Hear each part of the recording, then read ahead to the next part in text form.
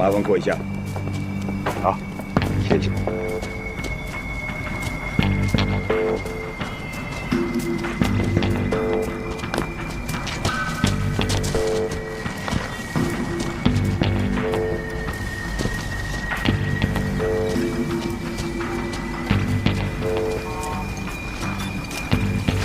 哎，干什么呢？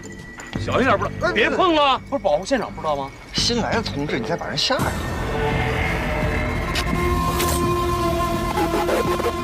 没事吧？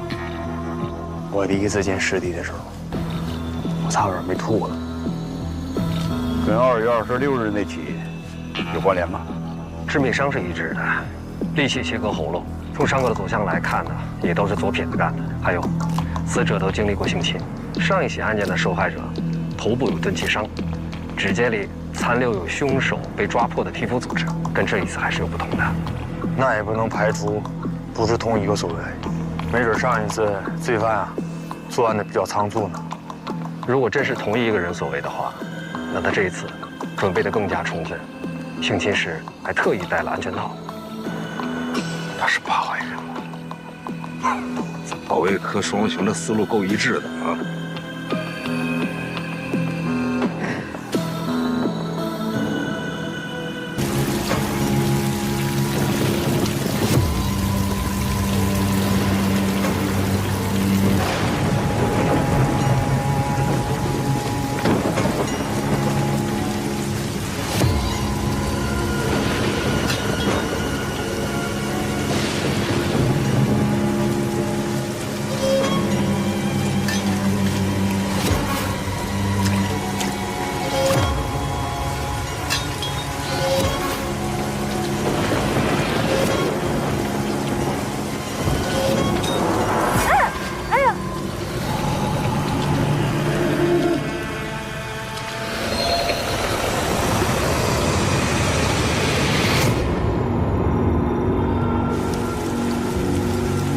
从那边走，我从这边走，咱俩到里面汇合，好吧？好。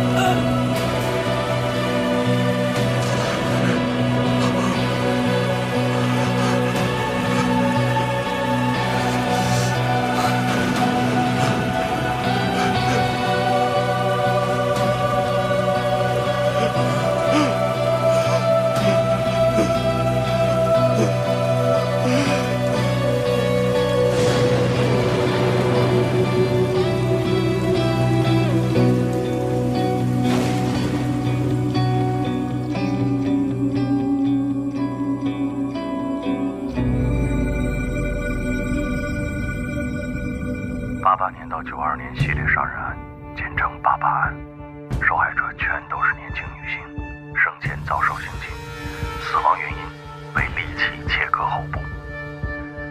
凶手选择在居民区或者矿场附近的偏僻地点作案，作案时间选择在雨夜，以此来掩盖作案痕迹。从受害者伤口判断，凶手是左撇子，作案手法残忍熟练。92年，凶手在最后一次作案后突然消失，至今下落不明。嫌疑人有没有脱离你的视线？你比陈山和童志距离嫌疑人更近，但你为什么晚到了？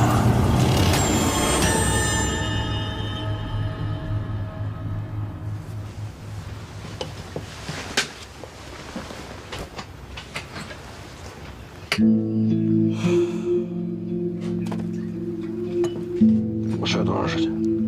满打满算也就不到10分钟。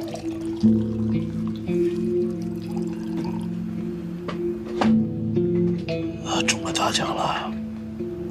要不你再眯会儿？睡不着了，神经衰弱就这样。那你得多难受啊！我值个夜班都得缓好几天呢。这些都完事了吧？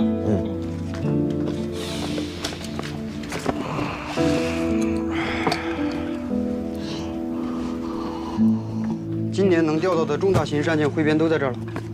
这是女性受害者案件，这是男性犯案人员案件。卫队，后半夜冷，你自己注意点。好。你我先走吧，到时候我把电闸拉了。那行，你慢慢看。超来了，小班。来了，超。哎，卫队。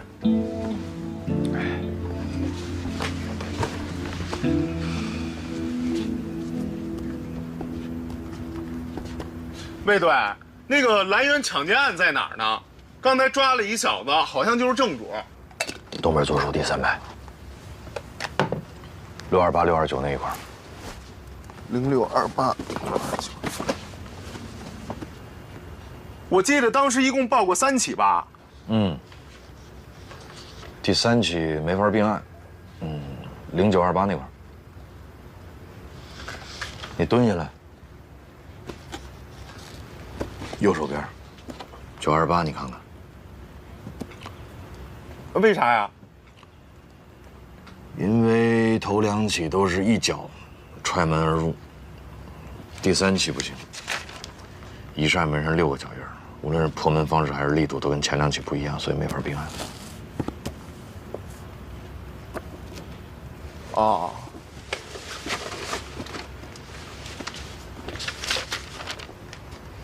就服你。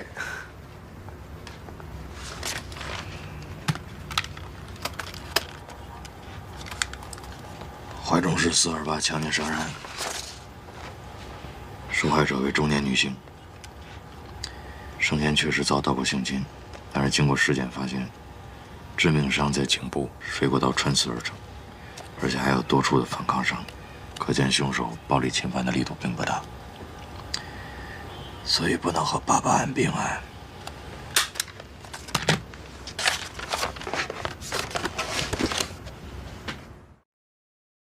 今天这行动怎么回事？没怎么回事，就是得了个信儿，说是有一群广州人要到我们这搞事情。孟老三知道他们住哪儿，我们就过去了。不知道行动之前要汇报吗？不耽误工作吗？不是我报给谁，不是也得报给您吗？您这么英明，您能不同意吗？所以省了这个手续。再说我们就过去探探风，谁知道探来探去，宋哲那小子出来了，气死了。什么叫那小子？人家进队比你早，好不好？早了不起啊！但是当然您了不起，他不行。你对人家尊重点行不行？毛病有你。你还别说，宋哲这次啊，守着上线得下线。你没过去之前，人家捂住了5拨人，战绩不小的。如果没有你啊，很可能还会扩大战果的。我向他做声教检讨。你说说你们2个啊，提付出的事儿，组织上刚考察完，这都没问题了，你非要闹这么一出，你说现在你怪谁呀？我没怪谁啊，那怪你自己，你怎么办呢？那都是人民公安，都为人民服务，我有啥可怪的？当不当副处长能怎么的？行了行了，你觉悟高。哼，狐狸呀，吃不着葡萄，够不到，他就说葡萄酸了。吃葡萄干你哎，你小子是不是也该找个女朋友了？帮你没事整理整理呀，洗洗涮涮的。你看看你现在这个熊样。是不是谁愿意找我呀？白天不着家，晚上回去该睡觉也睡不着，那找我不就是耽误功夫吗？你有什么功夫可耽误的？我想听听。啊？办88案呢？你呀，我问你，像这样一个强奸、杀人、恶性连环案的人，怎么就会突然4年不出现？难道他是良心发现，心说不干了？会不会得了什么大病，失去了这个作案的这个能力，甚至死亡？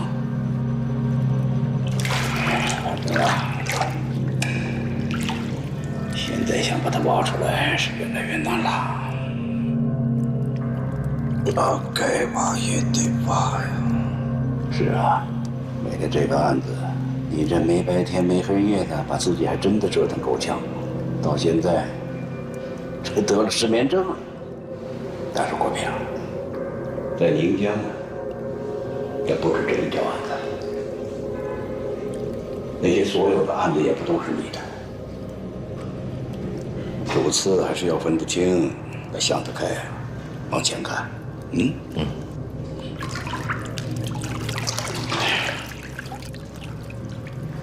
回头啊，抓紧时间，赶快把88案的材料整理出来，准备移交。移交？对，凭什么？命令。谁的命令？我的。那不听。什么？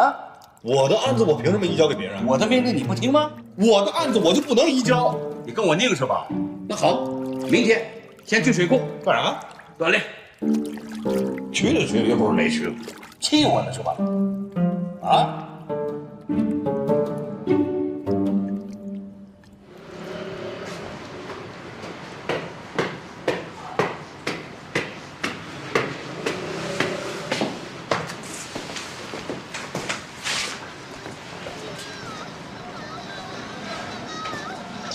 来了，佩姐。上面好多钱呢！哎呀，怎么打到我这个妈的神经痛啊！没有，就前面一个门。注意点！上山了啊！干嘛？啊！你去哪里？干什么？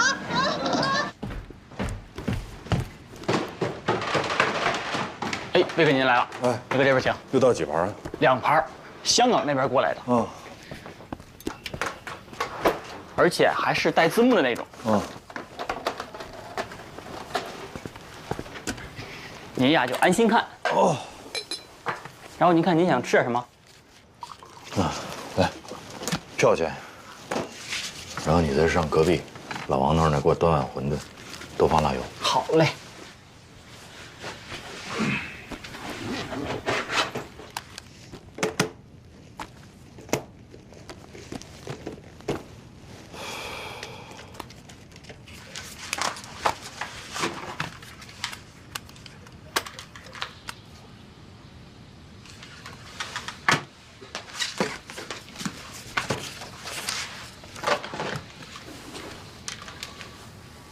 Whenever you slough off skin cells, for example, you're regenerating cells constantly. The cell that you have has the DNA in it, and in order to reproduce the cells, your body makes copies of that DNA.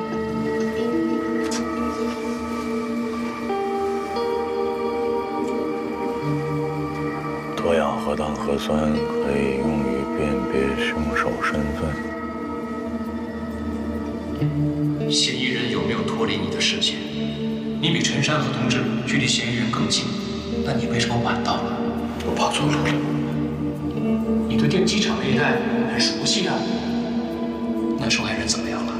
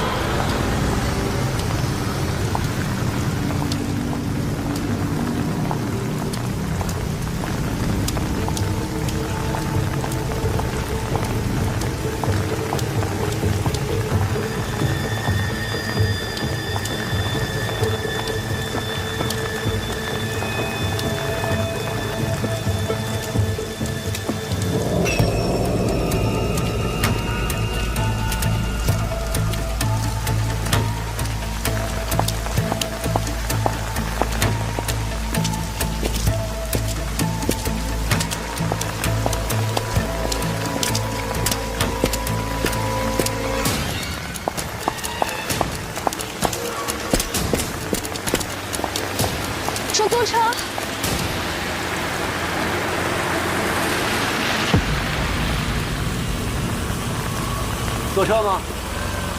不用了，谢谢。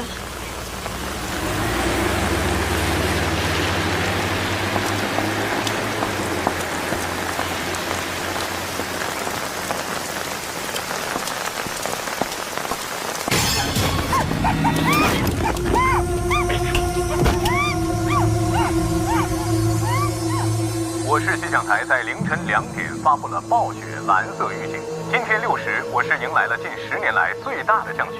到明天14时，宁江市将持续雨夹雪，降雪带来的降温和冰冻天气可能会影响您的出行，希望市民合理安排出行。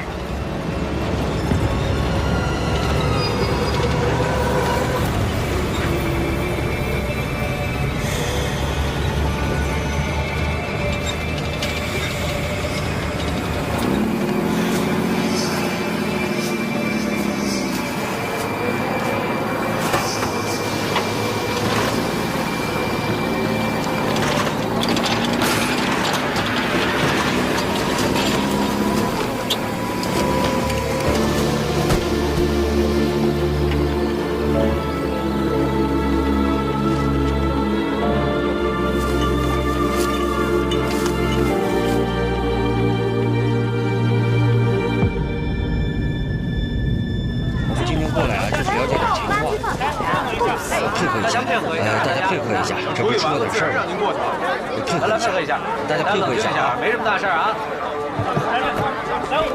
卫队，你可来了！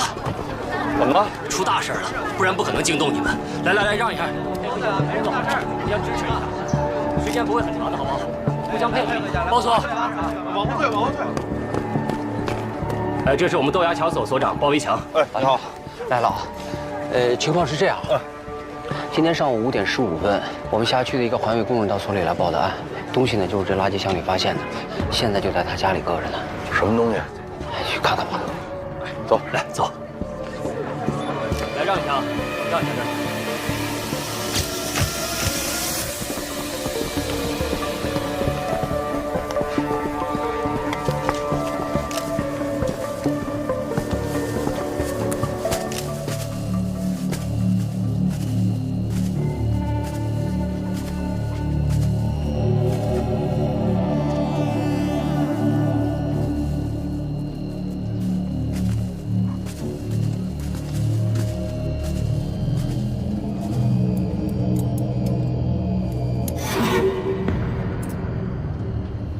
这是什么肉？疑似部分人体组织。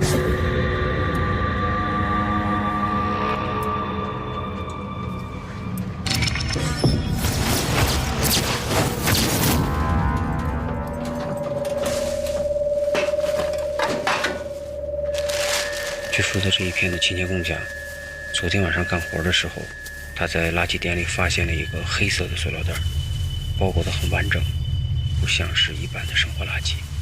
因为以前也有人经常把食物不当作垃圾扔掉，所以他就把垃圾袋里的冻肉拿了回来。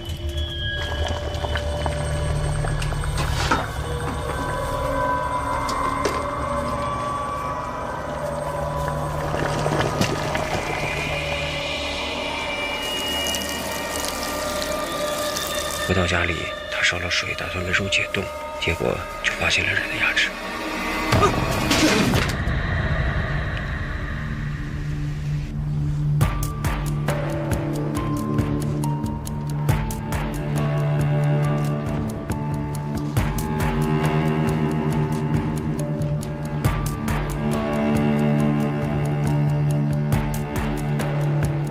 二哥，2个组，3件事。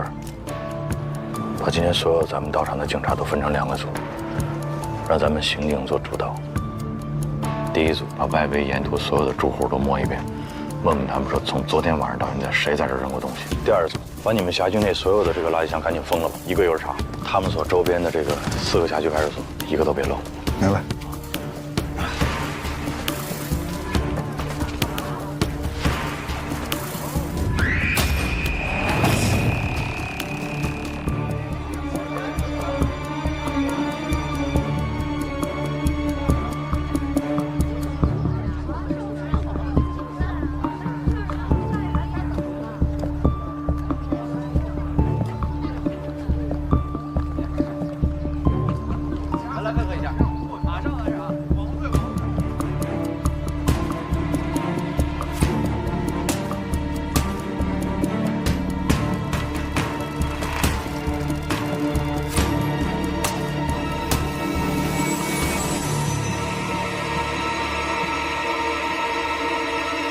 卫队，又冒了。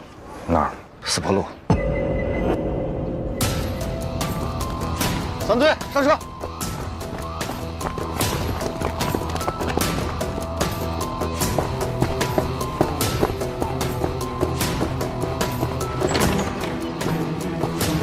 同学们，因发生重大案件，今天的课暂停一次，大家自行复习啊。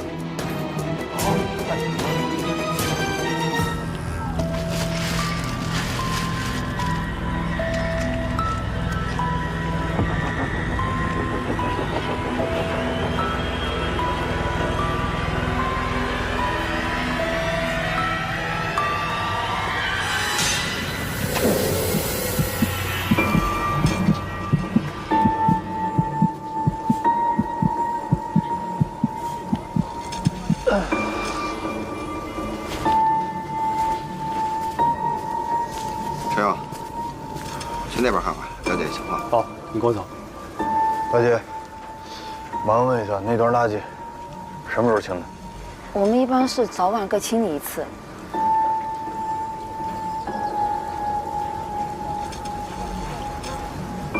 人命关天啊，希望你认真配合啊。你这有什么其他情况，你也可以跟我讲，我不跟你领导说。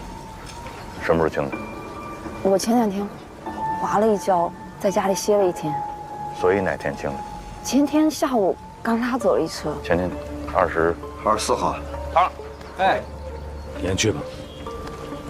来，24号，那就是24号夜里和25号抛尸的可能性最大。这2包尸块应该只是一小部分，至少还有60、70斤不知道在哪儿。二哥，那我有没有可能把这个时间线再往前拉？比方说23、24，假设都有可能有人抛呢？那如果要这样的话，那时候抛的会不会现在已经进垃圾处理站了？很有可能。那这垃圾这个，老包，哎，就整个咱们这一片这个垃圾啊，一般是归置到哪儿？哎呦，真是，这样我赶紧安排人去问。赶紧。这个包明显比豆芽桥那个包要重得多。如果那边那个包可以手提着，这个包恐怕拎不了多远。所以我怀疑凶手有交通工具，至少是个自行车。咱这么着，假设是豆芽桥、四坡路、往西颐和南路、往南华中路，这是分进路是吧？对。抛尸案的特点一般是越抛越远，近的用手提，远的用交通工具。那豆芽桥这儿，有可能离案发地点更近。咱们这样，往前推，时间拉长啊，5天。你们去打听所有刚才我提到这些路段的夜巡民警值班的时候，谁看见推自行车的可疑的人，尤其是后座或者踏板上有包的，明白吗？散。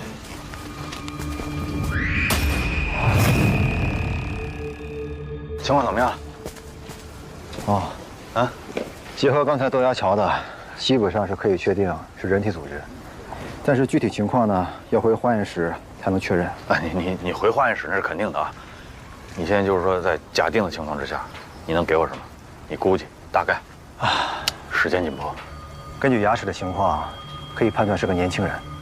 有多年轻？15到35岁之间。面太宽，你给我收点。不是，它这里面是有一个生理差异化的问题，我们需要考虑。收。根据我的经验判断，20到25的概率最大。性别？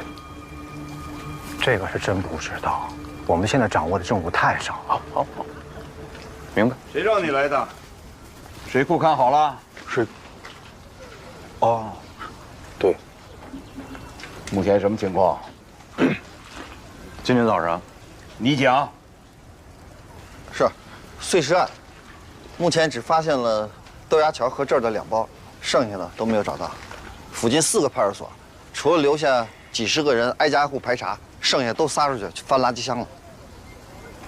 这样啊，现在这个案子呢，就由你来指挥。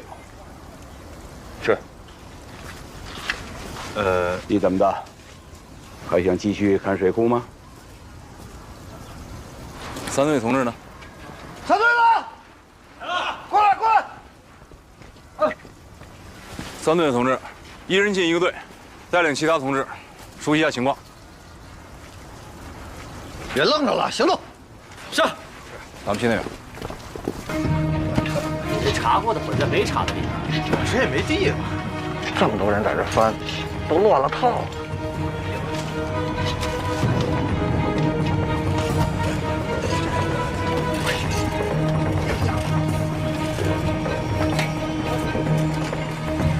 二哥，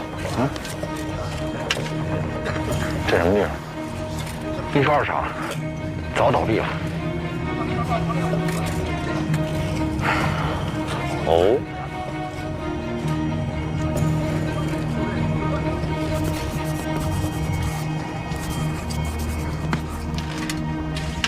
我们现在啊，查过的和没查过的垃圾已经快混到一块儿了，得想办法去问一下，好吧？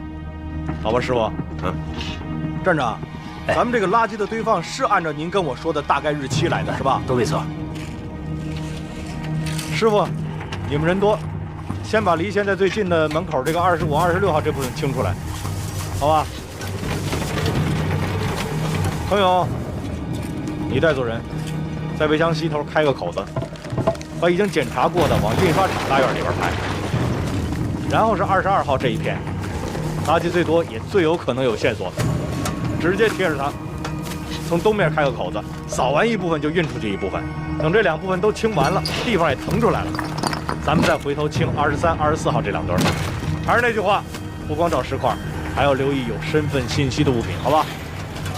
好了，开走了。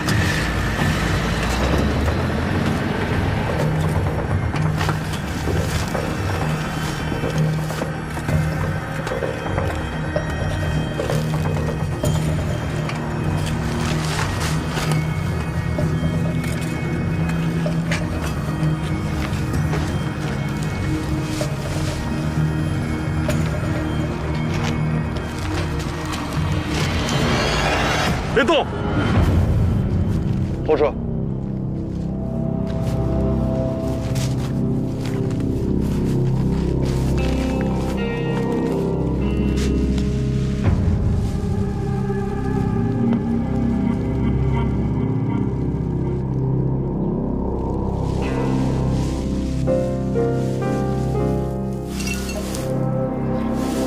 江东宁江市。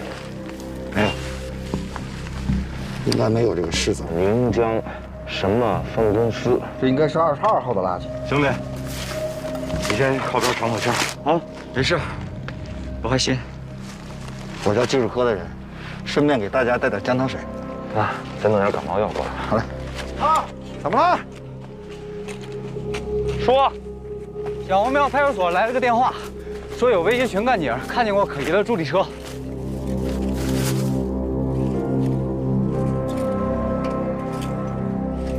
大哥，哎，我跟他去一趟，你把这趟看好了。好嘞，赶紧让技术过来。离开那个，这个东西现在谁也不许动，明白吗？我们这片啊本来就很偏，过了晚上10点，马路上基本上就没什么人了。22号夜里吧，那时候雨刚停，我正好在马路对面处理一个最旱的事儿，然后我就看见一个人骑了一辆助力车，从这条路往上面走了。踏板上还放了一个桶。那个时候我把最旱的事儿处理完，我又看见他从那儿出来了，大概是3点多1点吧。他去哪儿了？哦，往那边，往那边去了。哦，奔市区了。对对。当时他看见你了吗？应该是看见了。啊，你穿制服了？穿了。好，添车了。哎，感谢，辛苦谢谢。这里边再查查去。这里头查？不是头，你是怎么断定他是过来抛尸，不是住在这附近的人啊？人刚才怎么说的？这人过去又回来，都是从他们眼皮里过去的。人就穿着制服，那说明什么？说明他对这地方根本就不熟，怎么还可能住这儿？啊，对了，头儿，这里头所有的垃圾桶，派出所的同志全都翻遍了，结果呢，啥都没有。就像你说的，他可能对这地不熟，没找到垃圾桶，他就没抛，带着东西就走了。你真觉得这是垃圾吗？能带来带去的跑？那就算那里头有啥，你不会认为就凭咱俩就能把东西翻上，不回队里？你现在啊，帮我一忙，啊，做好一件事，啊，这啥事儿？把嘴闭上。好。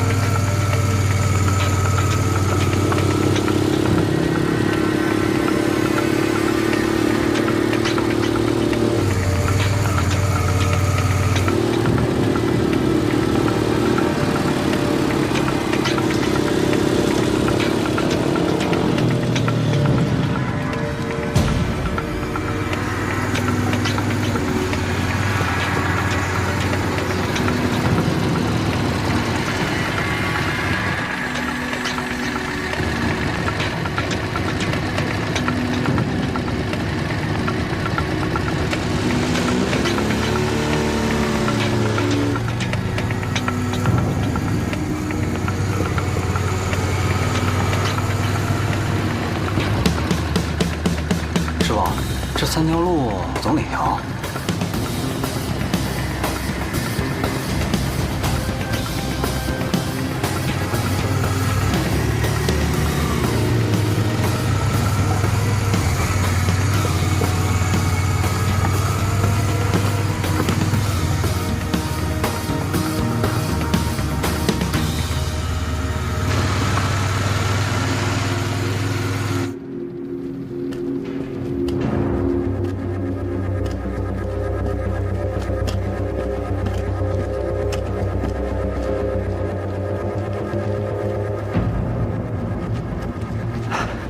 这店儿可太容易藏东西了，找都不好找，一点火什么都没了。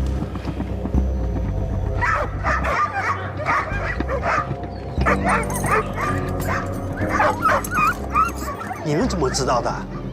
那天晚上狗一直叫了好长时间，就一直冲着那个大门外面叫的。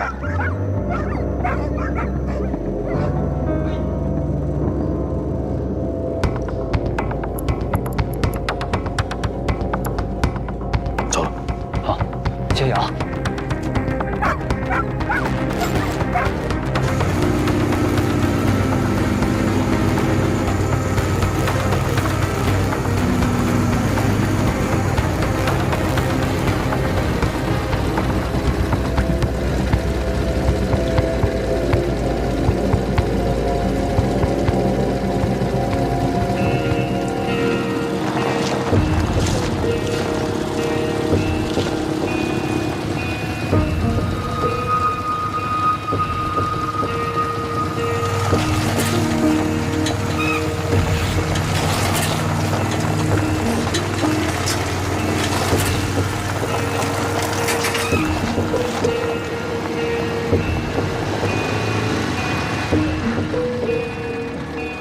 屁股都给我颠碎，这上面这么大雪，这下面咋这么快停了呢？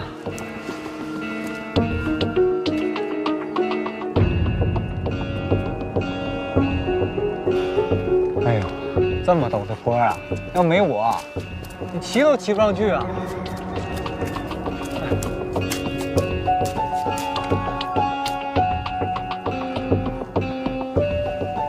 这没有车能走的路了。他再提着重物，要我是他的话，很有可能就把东西直接抛这儿来了，应该就在这附近。啊？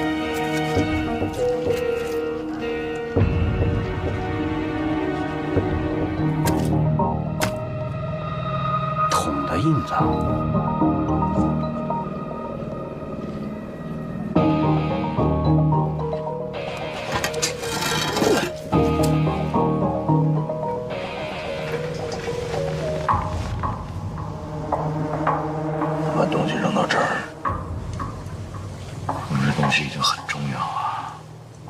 下去看看。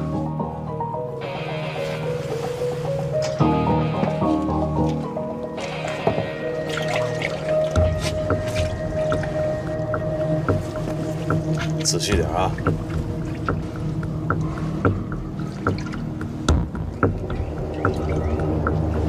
一寸一寸磨。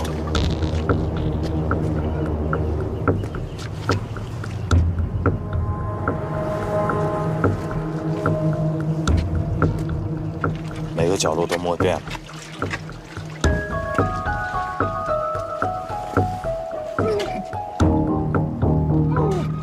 磨着了，不管磨着什么都别吐里边啊，忍着点。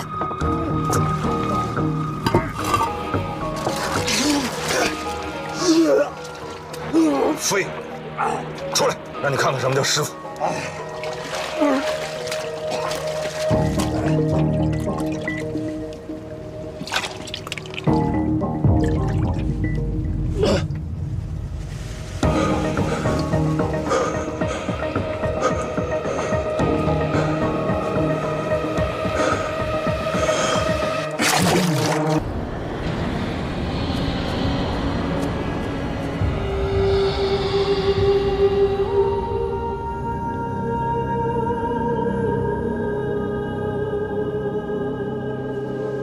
那把衣服拿来，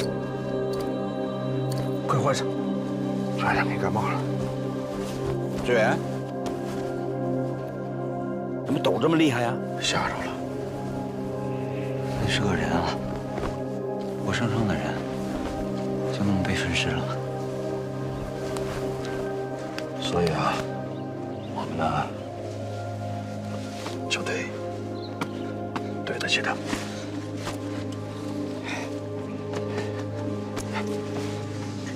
好了，照顾点他。怎么成这样呢？啊？颅骨骨质发白，表面光滑，应该是经过高温的蒸煮。哎呀，这看起来像是一个未成年的。从颅骨的综合特征来看，应该是名女性。要是有其他部分的骨头比对着看的话啊，应该会更加准确一些。我们刚才在垃圾场看到了疑似女性的长头发。我们看这脑瓜顶上这个切口这痕迹，怀疑就是剃头的时候造成的。这个恢复原样需要多长时间？颅骨破坏的比较严重，这轮廓点呢都已经不清楚了。要拿回化验室做一个手工填补，还原这个颅像。但是这样的话呢，还原的准确度不会太高。你能不能说点有用的？什么快说什么，快点！垃圾都分完了吗？没有，回去接着干，干得精细点啊！哎，知道。就把那衣服拿着。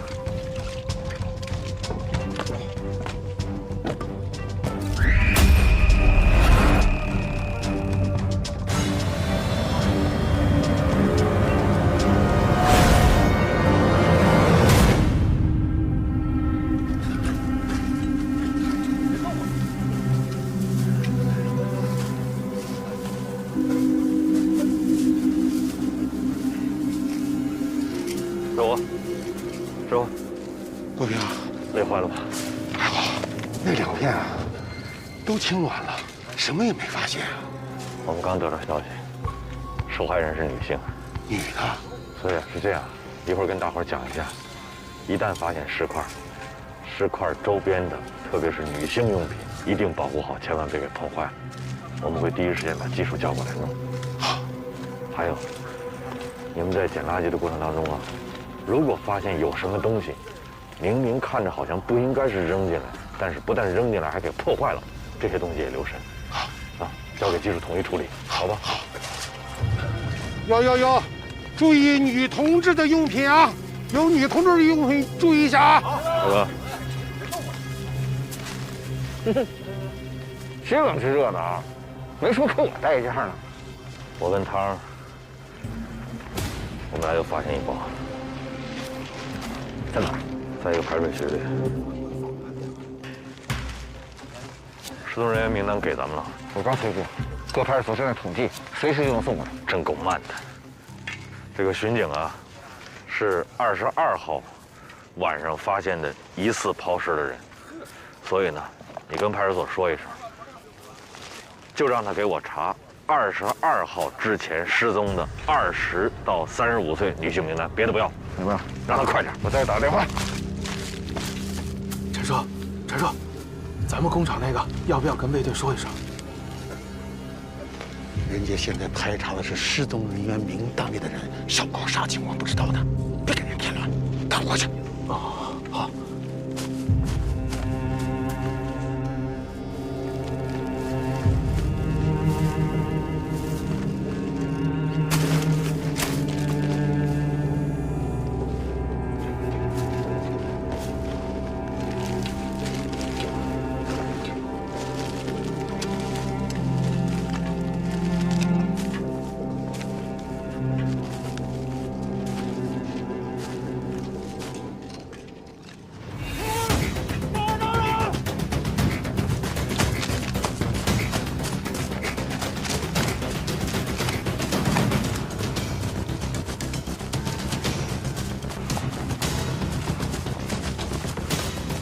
快叫技术，快跑跑，快点，快记住！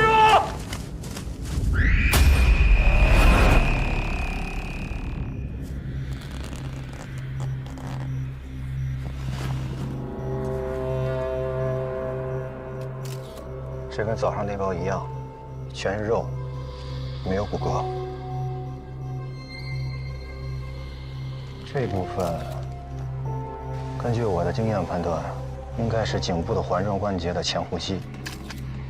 但是，从肌肉的伸缩程度来看，不像是死后被人切断的，应该是活着的时候被人一刀给割喉了。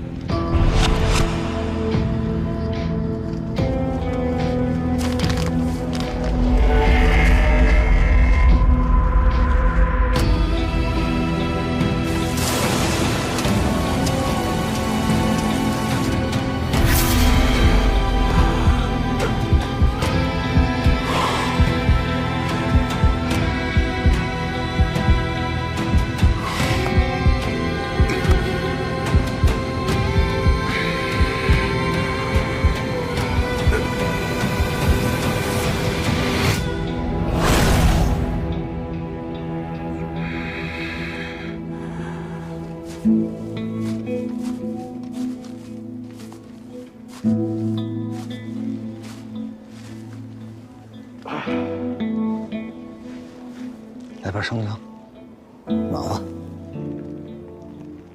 哪儿捡的？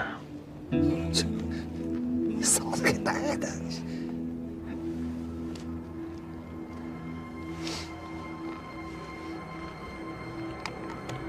我觉得他回来了。什么？那个人，我觉得他回来了。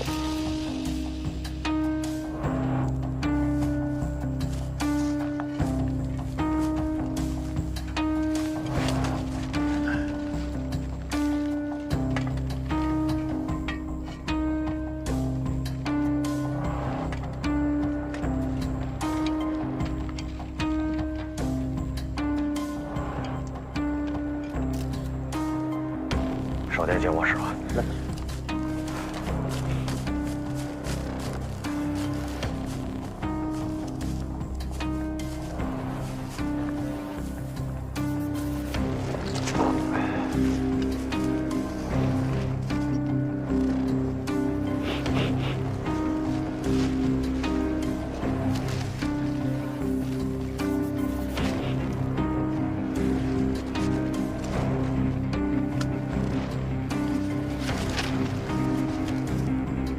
军儿，哎，地图带了吗？在。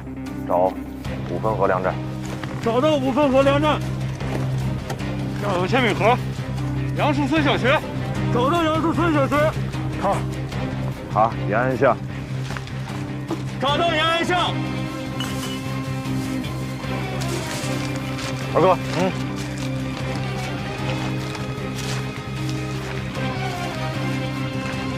五分河粮站，杨树村小学，延安巷。这个钟的话，福安里。福安里。这包石块是从幸福小区的垃圾箱运过来的。那二哥，你手里跑个头吧。好嘞。二叔，就这些蟹壳子、碎酒瓶子，怎么确定是这个小区的？想知道啊？啊，你教教我。去，问你师傅去。你等等我，你别走啊！师傅，你教教我，这么晚了，别让二叔去了，我去，保证完成任务，行不行？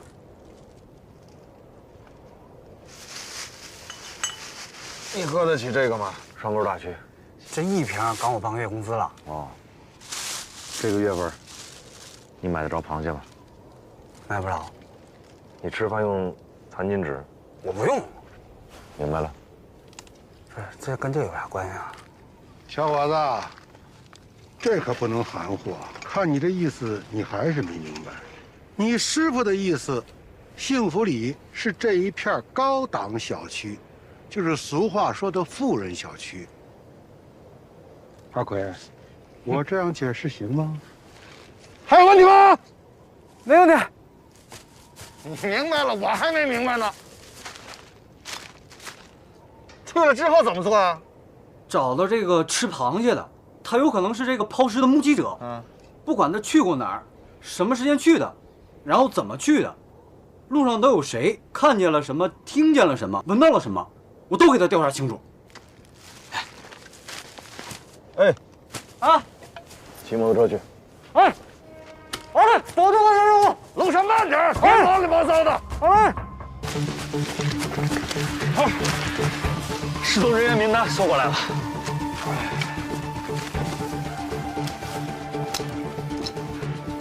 这是近3个月内报告给各个派出所的。新的摸排开始了吗？得等2天，说是人手不够。那是2天之后才能把结果送过来，还是2天之后才开始？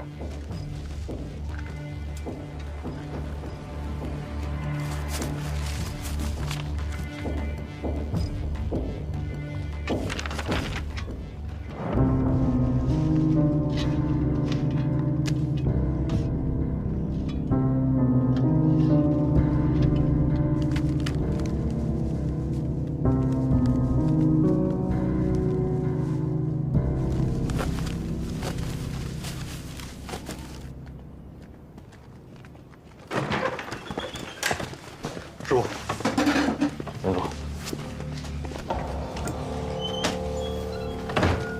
师傅，您想想，最近咱们电机厂有没有失踪的？没有。再想想。没有啊。高秀莲。哎，厂里人撤案了呀。我人找着了是吧？没有。没有，为什么撤案？对，人家家属能同意吗？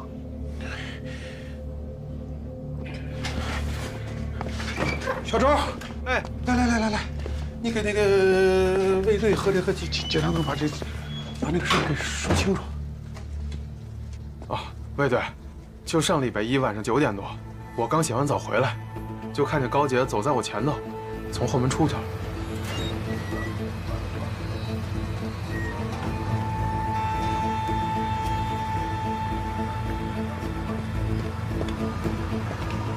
哎，师傅，等一下！哎。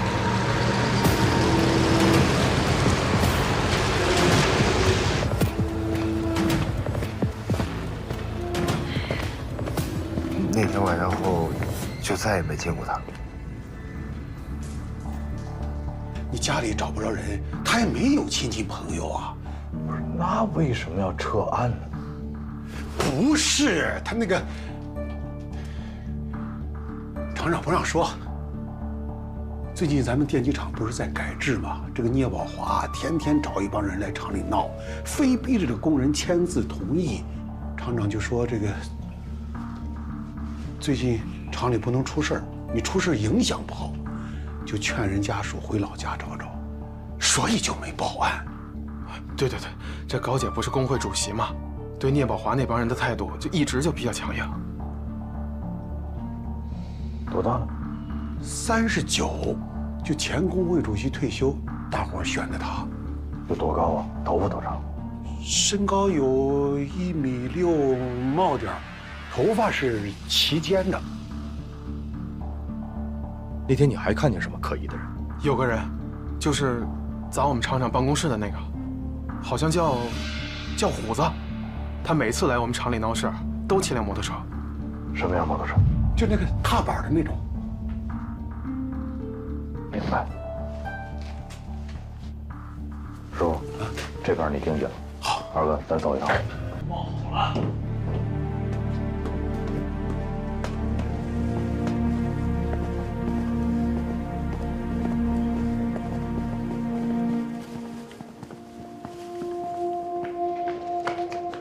大哥，没事吧？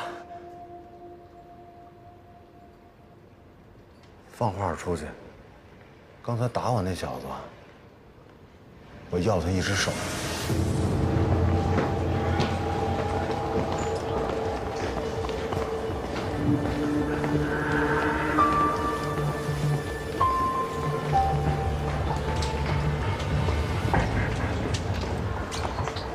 魏队，您这是？看见虎子了吗？虎子？不知道。二哥，这。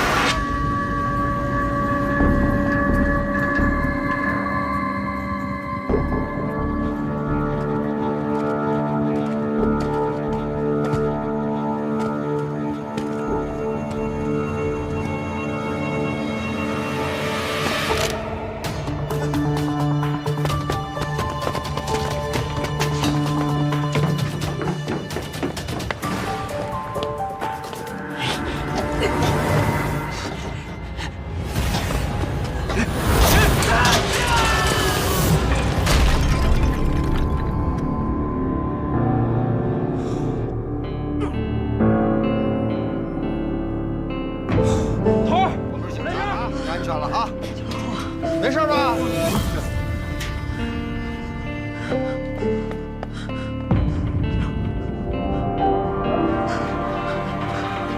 事，马上来人，马上叫你出去啊！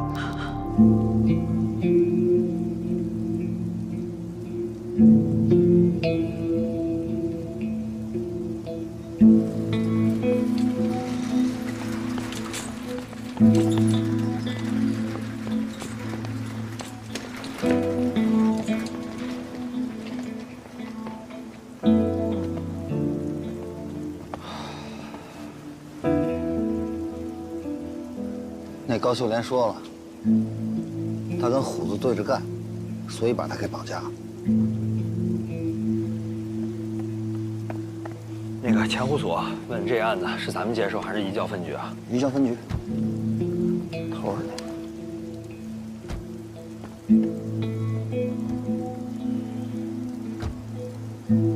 行了，虽然扑错了，毕竟救你一条人命。啊？也是。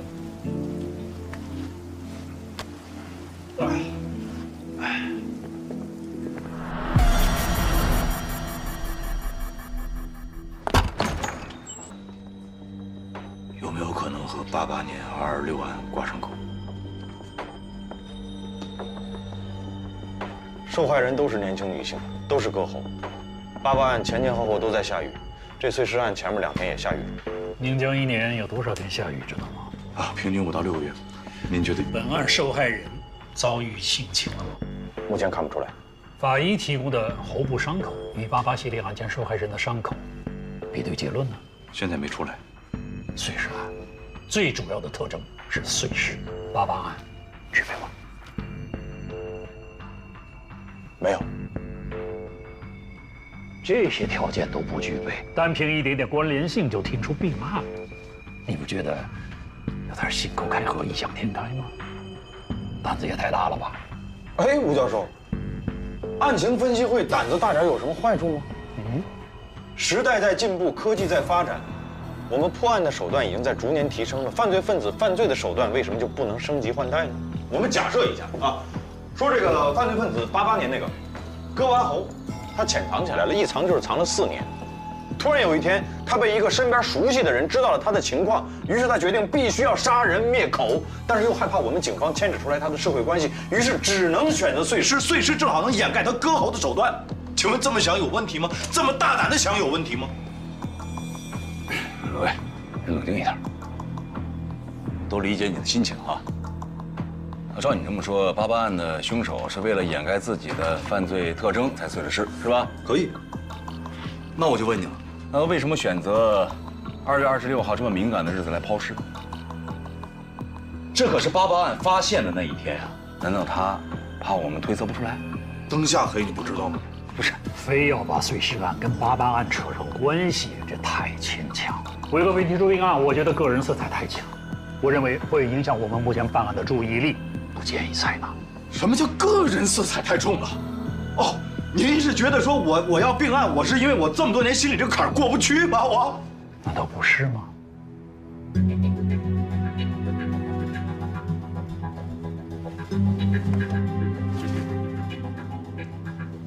陈山河的牺牲，是我们都不愿意看到的，但他的死，应该是你的动力，而不是你淡化纪律意识、凡事自作主张的理由。对，你这些年是做出了不少成绩，但我也听说，麻烦也没有少惹。回到案件本身，不要因为个人情绪而陷入偏执。喂，领导不理解，我特别理解你。我用不着你理解宋哲，你说什么都可以，唯独这件事你理解不了。你说你今天跟那吴教授较什么劲啊？人家省里来的专家，旁边还那么多领导，咱同行都在那看着，你多少你得给人点面子。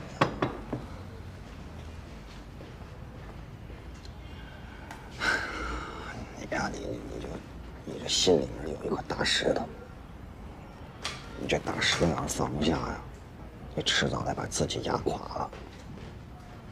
来，哥几个，谢谢啊！菜齐了，吃饭，吃饭。来，老板，你这个这都什么菜啊？这是豆角炒腊肉，肉末茄子，芹菜牛肉，腐竹肉片。肉呢？里边有啊。啊，那个最近不是天气不太好吗？下雨下的多，你吃点素菜解毒。就因为老下雨，所以要多吃肉。扯什么吃素排毒？是不是怕了？肉都不敢吃了？啊！你白长那么大个儿了你啊！行，你不，老板，给你添个麻烦，麻烦把这4个菜帮我回个锅，该添多少肉添多少肉，好吧？行，不好意思啊。没事，小飞，托盘拿来，把麻烦了啊，把菜撤了啊！哎，没事。谢谢啊。不好意思啊，哥几个，哎，这红烧肉算我的。你们都是小汤的哥们儿，那也是我的哥们儿。这道菜重做，很快啊，稍等。谢老板啊，抱歉，谢谢啊。我知道啊，你徒弟这是有心理阴影，你们也别笑话了。你们二叔我当时也出现过这种情况。我想你们那年的时候啊，碰到第一个案子啊，陈尸案，还是个老奶奶，水里泡了6天。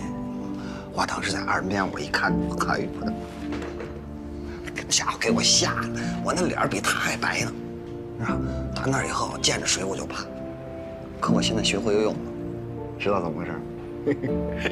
有一次在岸边正找线索，我那队长趁我不注意，咣当一脚就给我踹江里去了。我这扑腾就会了，没有过不去的，知道吧？都吃啊，谁也不许落下。吃。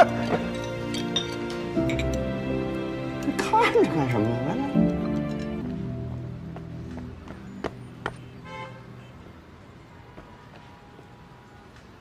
你怎么知道我要查性爱的？没事，别老瞎打听，弄得好像我们这有什么行动，你第一时间知道，这成什么了？这是我求着你来的吗？小聂总，哎，跟魏警官说说那姑娘的事儿。啊，行。哦，是这样的，我们这儿呢有一个兼职的姐妹叫爱爱，上个礼拜就没来上班了，电话也联系不上，东西还在。哦，当天工资也没结，这也奇怪了，她是因为缺钱才晚上兼职来上班的。爱，她真名叫什么？真名都不知道。东西在哪儿？啊，里面这边请。好。啊，就这儿。我记得是，啊，这个。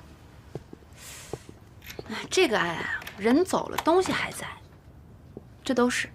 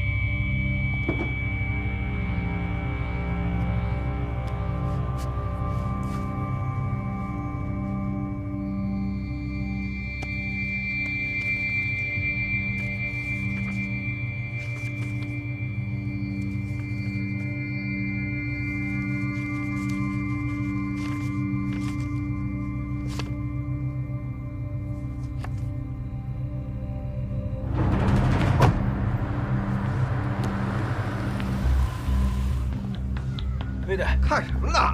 啊！哎，走，不是走，我以为在车里呢，你别废话。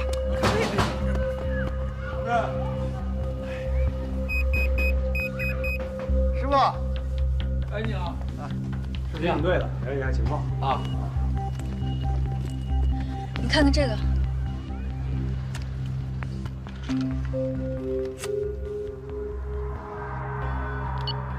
他们说这个爱真名是爱英。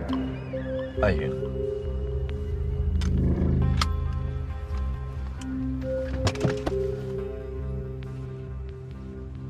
他有主相。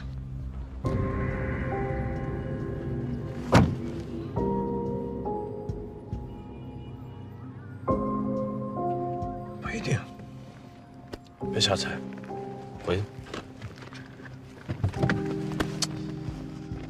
我要看你亲手抓住他。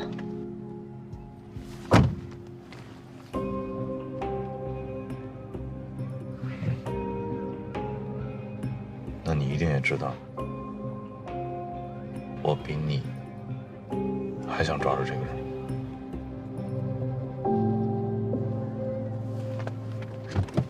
又怎么了？把衣服拉上。我不冷。这是幼儿园。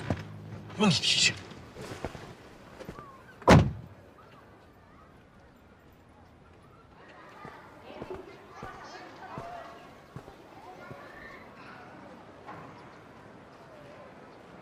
怎么了？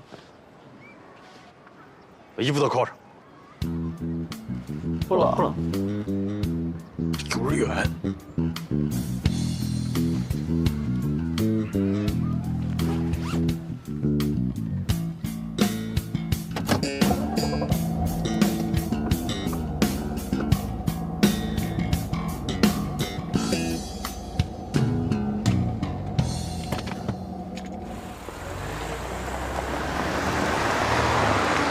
幼儿园，就你看着最凶，笑着点，笑。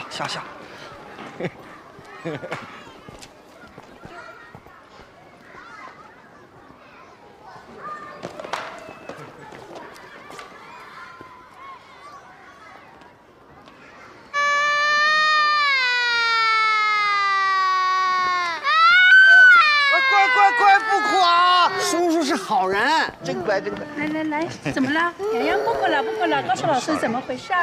怎么回事？不哭了，好，不哭。上个礼拜三，小艾老师跟我说家里有人病了，请了探亲假，这不，到现在还没来上课呢。是他本人请的吗？是啊，直接跟我请的。你能不能看看他这个办公室？哦，这边。哦。这就是小艾老师，孩子们都很喜欢他。他虽然年轻啊，但是工作很有热情，而且特别有亲和力。听说他们家还是书香门第呢。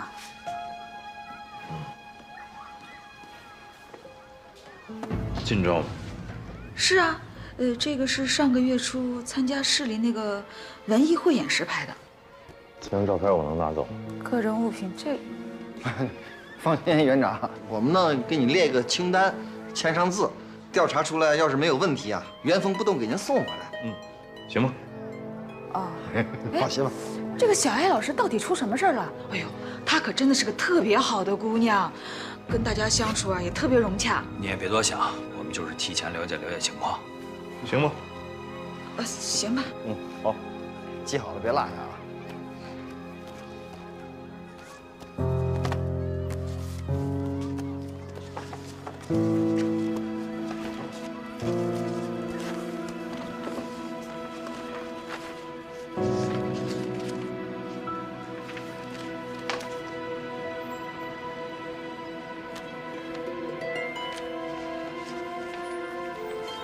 把这个登个记。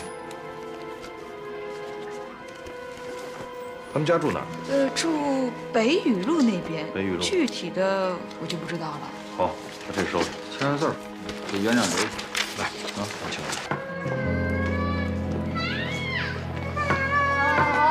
好，不，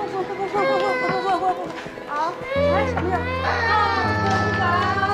快进去，有那么吓人吗？好，不哭了。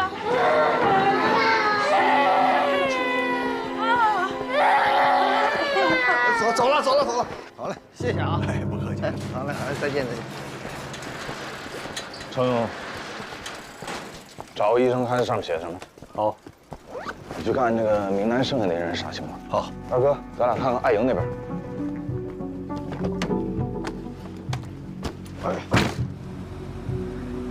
艾莹，女，28岁，小红花幼儿园老师，结婚3年。3年。对。她的丈夫叫严春生，是肉联厂6车间的工人，半年前就下岗了，住在宁江市前湖区北雨路28号1单元302，也就是肉联厂的家属院。半年前他就搬出去了，在湖西街小屋村住过一段时间，再之后住那儿，没有再做过变更登记。啊，那肯定不在我们街道。昨天接到你们的电话，我们就挨家挨户问了，没人失联失踪啊。你们街道多少户人？3745户，常住人口有9361人，流动人口常年在400到500人浮动，最后一次登记是406人。这么多人，这么快就挨家挨户问了？差不多，差不多。你们所还多少人？都出去支援了，能动的就我一个。北雨路和小屋村，平时房租多少钱？北雨路60，小屋村40块左右。啊，地图。啊。来，麻烦你把这个房租40块钱以上的地方都划掉。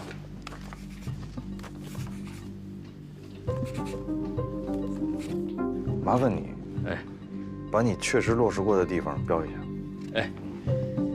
等等，我说的是确实落实过。啊，好。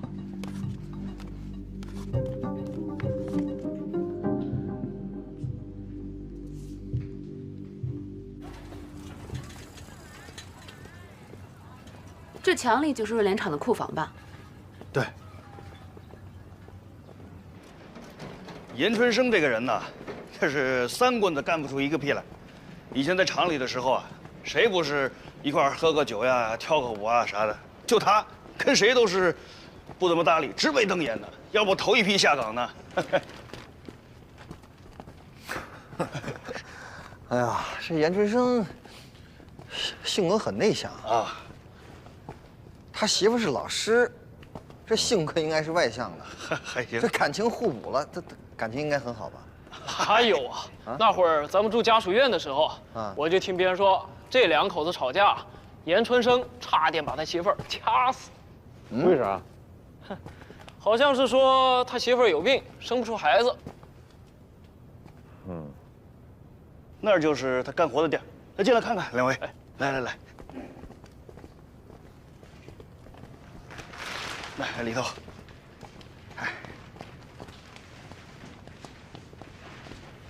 这袁春生在你们车间具体是干什么工作呀？切割猪肉，大卸8块。要不咱们厂里啊换了机器，严春生那手艺啊，他还下不了岗。一晚上他一个人能拆20多头猪呢。哦，那他夜班啊？可不是嘛！要不咱们怎么说不是他媳妇的问题啊，是他自个儿不够卖力。二哥，哎呀，这车间呢，得有小半年没用过了。那得有。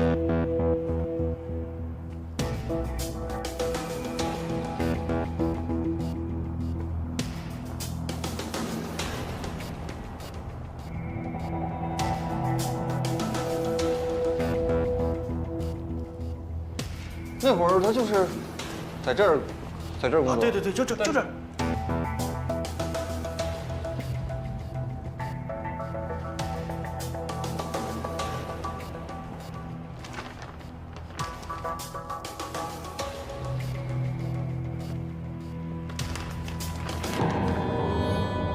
魏队，少了一把。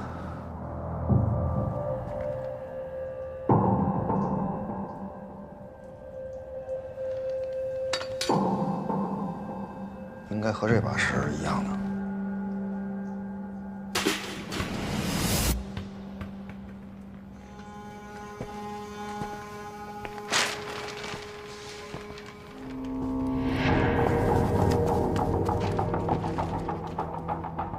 从后边看，他还挺像严春生的。你这么一说，是挺像的。这严春生也一天到晚穿个皮夹克。乖，不哭啊！这叔是好人啊，拿着。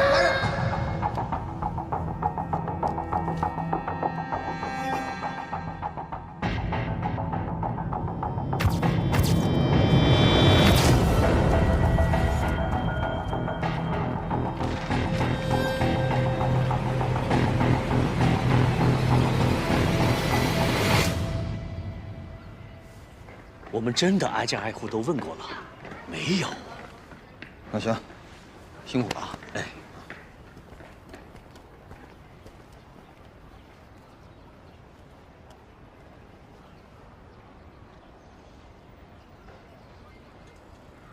怎么了？不对，但具体哪儿不对，我说不出来。办案嘛，他就是这样，就跟我在家辅导我女儿做数学题，总是自我怀疑。怎么样？二叔啊，头儿，病历事儿搞清楚了，是流产。流产？艾莹不是不能怀孕吗？搞错了。那就言春生有问题。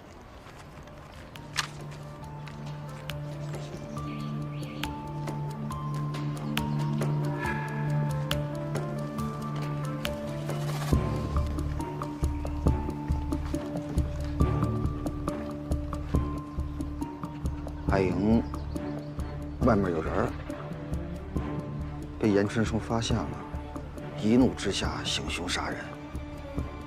这俩人结婚3年了，再加上肉联厂每天晚上夜班，严春生根本没有时间再作案。这下杀了人，正好可以利用肉联厂的设备和环境，随时再抛尸。肉联厂还有拉肉用的电动车。严春生，看来这次咱真的要钓到大鱼了。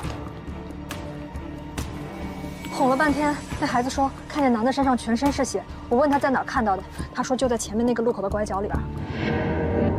强哥，等会儿吗？啊！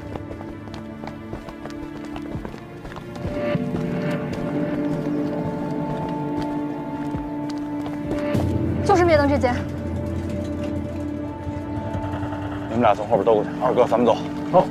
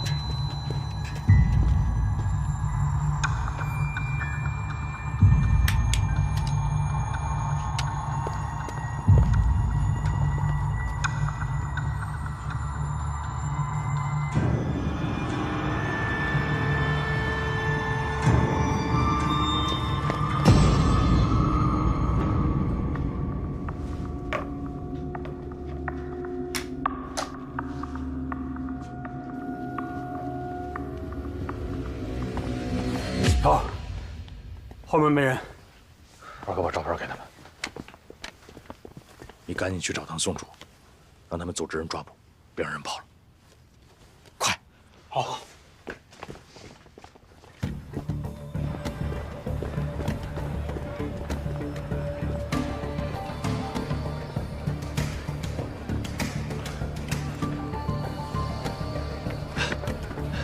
宋楚，宋楚。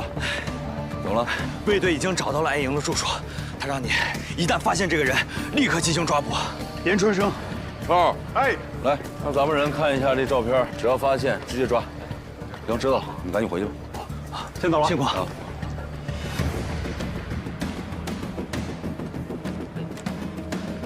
刚下班吗？刚下班。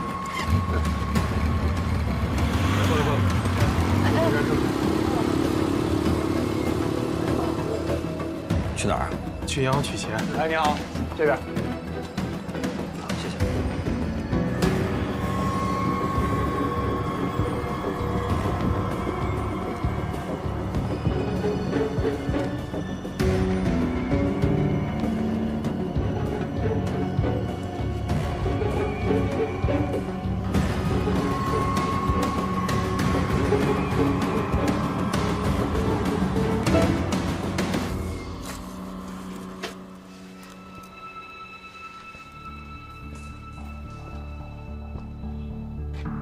这炉灰还是干的，没准昨天用过。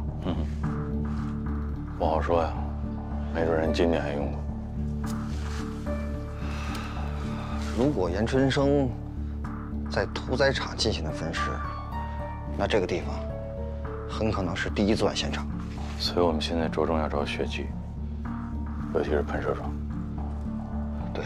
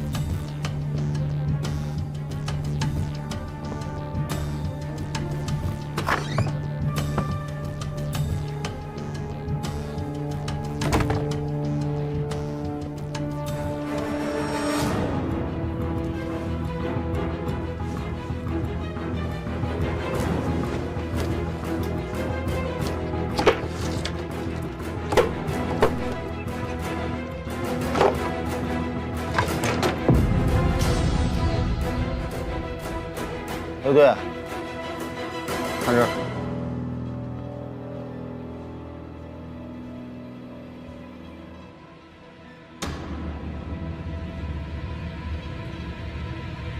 技术应该快到了。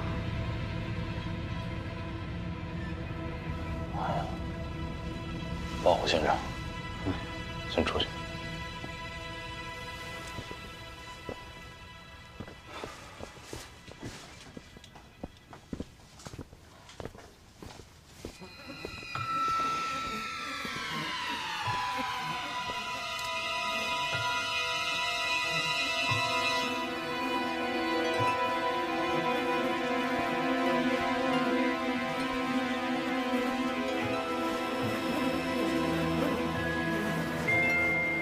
二哥，啊，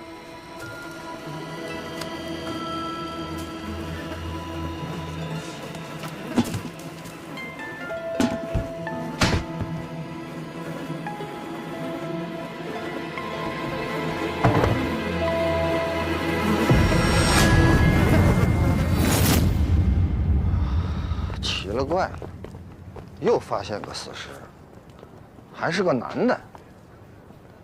派出所的，我找魏队。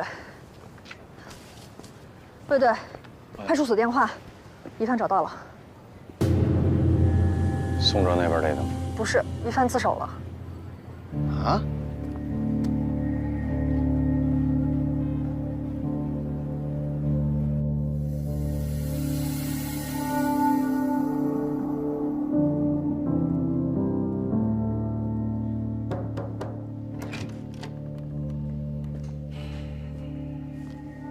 对比过了，死者就是严春生，案子现在移交分局了。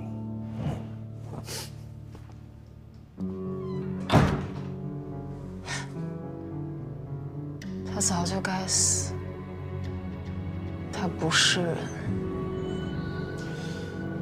我还有最后一个问题想问你啊，你衣服上这个花哪儿来的？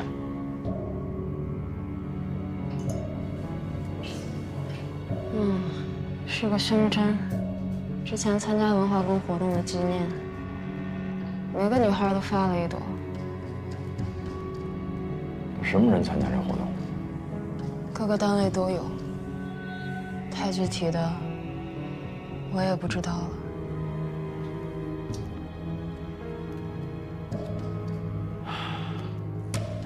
演出去吧。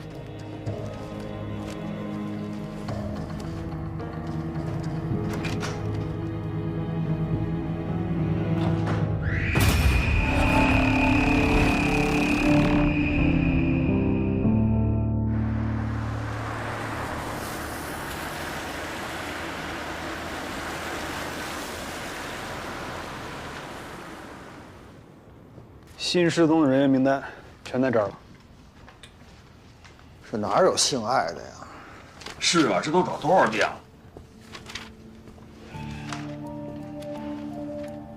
已经跑了4次了，目前只发现颅骨，没有发现其他部位骨骼。警长就说，他还会再次抛尸。魏队，你要的团委活动人员名单我给你拿来了，40岁以下的女性一共71个人，全都在这儿了。你先看看这个除了名字对不上，其他都没错。棉纺厂的，失联1个礼拜了。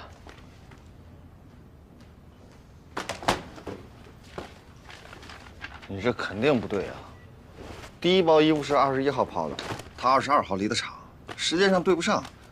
老鲍，再核实一下。对，联系一遍，挨个落实到人头。好。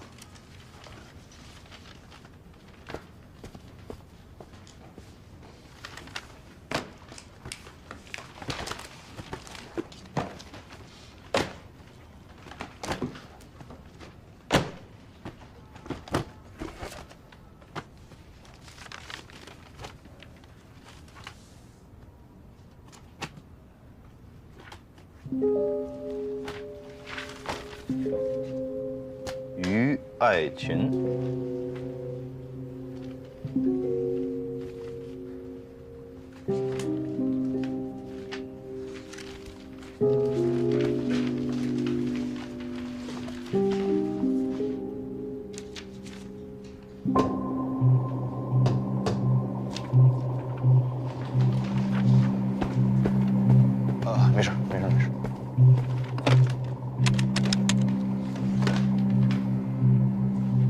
连呼3遍95733，速回电话3325-571。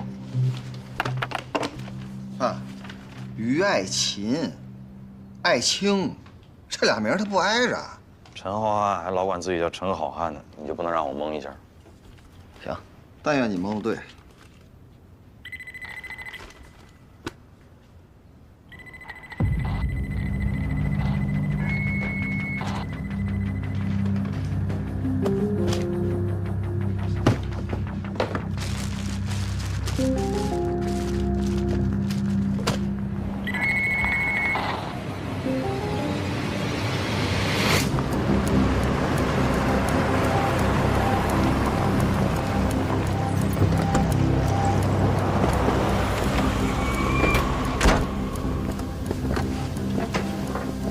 二哥，你跟那个辖区派出所同志，还有这个保卫科，你们把整个校园摸排一遍，犄角旮旯别放。走。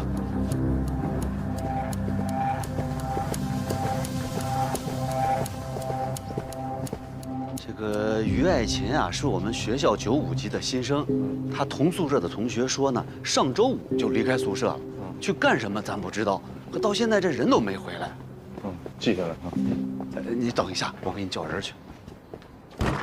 哎，跟于爱琴一个宿舍的，来，出来。这几位跟于爱琴都是一个宿舍的，快。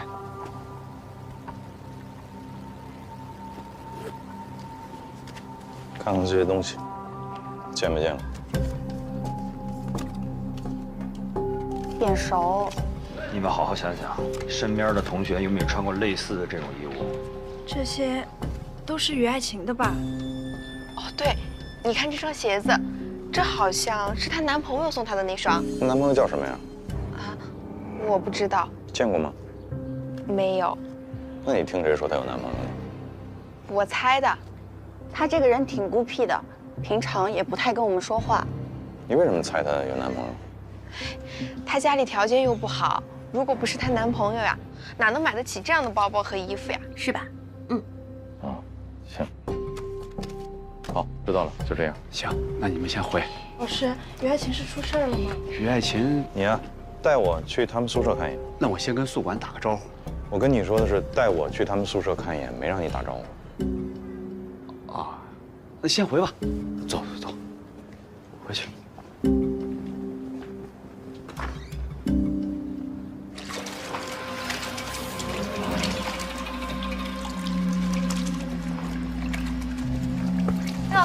薛老师，今天没课啊？啊，没课。哎，薛老师，你知不知道学校里面发生什么事了？哎呦，我感觉这事儿还不小呢。外面来了好多警察。今天啊，老张一早就去科里了。哎呦，看他着急忙慌的，连早饭都没吃。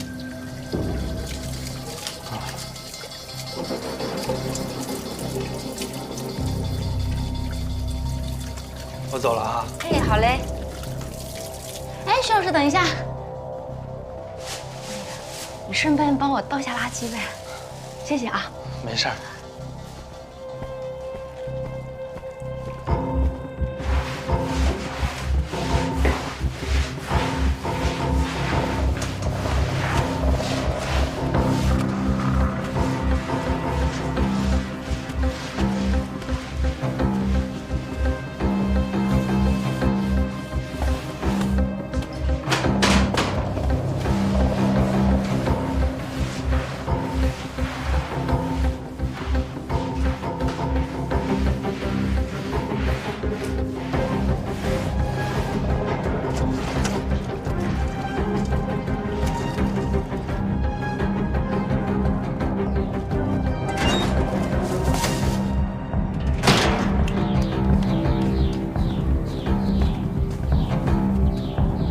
篮球场旁边这个楼啊，就是小教学楼，这栋楼也是。你看后边那个是教师的宿舍楼，教师的宿舍楼后边呢就是男生的那个宿舍楼。有学生不知道怎么回事，把吃过的骨头他丢在解剖室了，要是跟蛇缠了混在一块怎么办？外头也进来一些。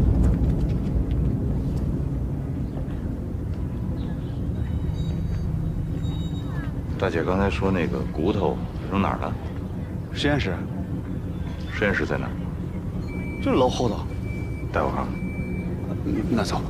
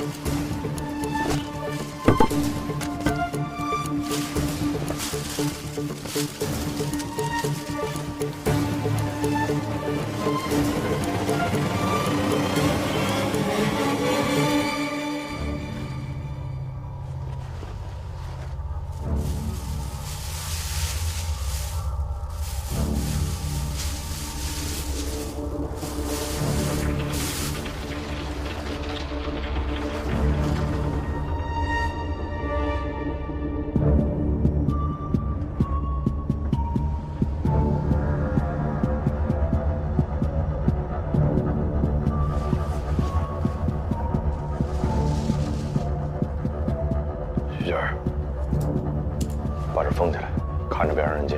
是。你们现在把于爱琴的个人物品也封起来，包括床铺。不是，我们有时候这人体教具放的不是很合适。你们有没有被泡过的、被福尔马林泡过的教具吗？有吗？我赶紧跟巡演汇报一下。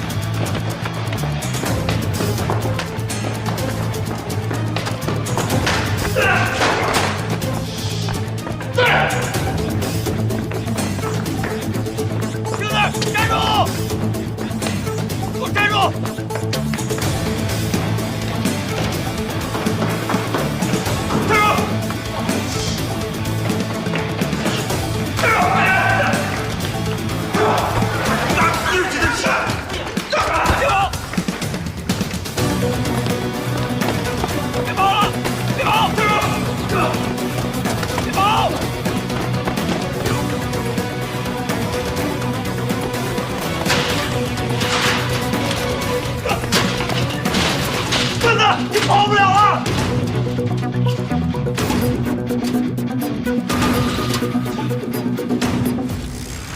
哎，同志，公安局的，送货的。送货的？送什么货啊？厂里面的货。等一下，同志。当老师的。当老师的？什么老师？都看清楚，正门、西门、北门、东门，所有门外侧的道路全部封死。是。师傅，什么情况？我们刚才正在这儿走访于爱琴的信息，巧了，在一间解剖课教室里边发现了人骨。正常教学使用人骨都得经过这个福尔马林处理啊，但是这个没有。你怀疑于爱琴的？技术正在检验。问题是上一个刚刚使用这间教室的一个教师，解剖课的，叫薛家健，见着我们掉头就跑，我们还没追上，应该是还没有跑出这个教学区。你现在怎么办呗？关门大口啊！我现在是已经跟整个这个学校的这个保卫科都通知了，所有的门必须封死，女教职员工、女学生都可以走，男的一概不放。但是，因为这个学校呢依山而建，有这么几段围墙啊可能会漏鱼，所以必须安排专人来盯死。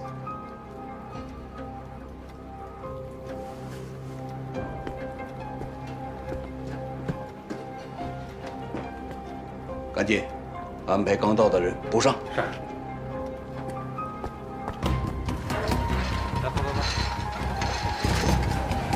来，同学们，不能出了啊！怎么回事啊？我们放学了，我们得要去回家呀！我们要走啊！你不能不让我们回家吃饭吧？现在我们这边有个案子，需要配合一下，需要大家配合一下，好不好？大家配合一下。这搞多久？我们要吃饭啊！我们要回家，让我们回家。学校外围的警力都到位了吧？到位了。这儿就是教职员工的家属院。3队刚才就近已经对这进行了排查，没有发现什么。走的时候留人了吗？留了。那好，说说。徐小健，男，31岁，未婚，身高大概1.75米左右。这个人身形还比较矫健，对整个这个教学区的地形很熟悉。他从这个山脚逃窜之后呢，我们第一时间是落锁拉网，所以相信抓着他就有一个时间问题。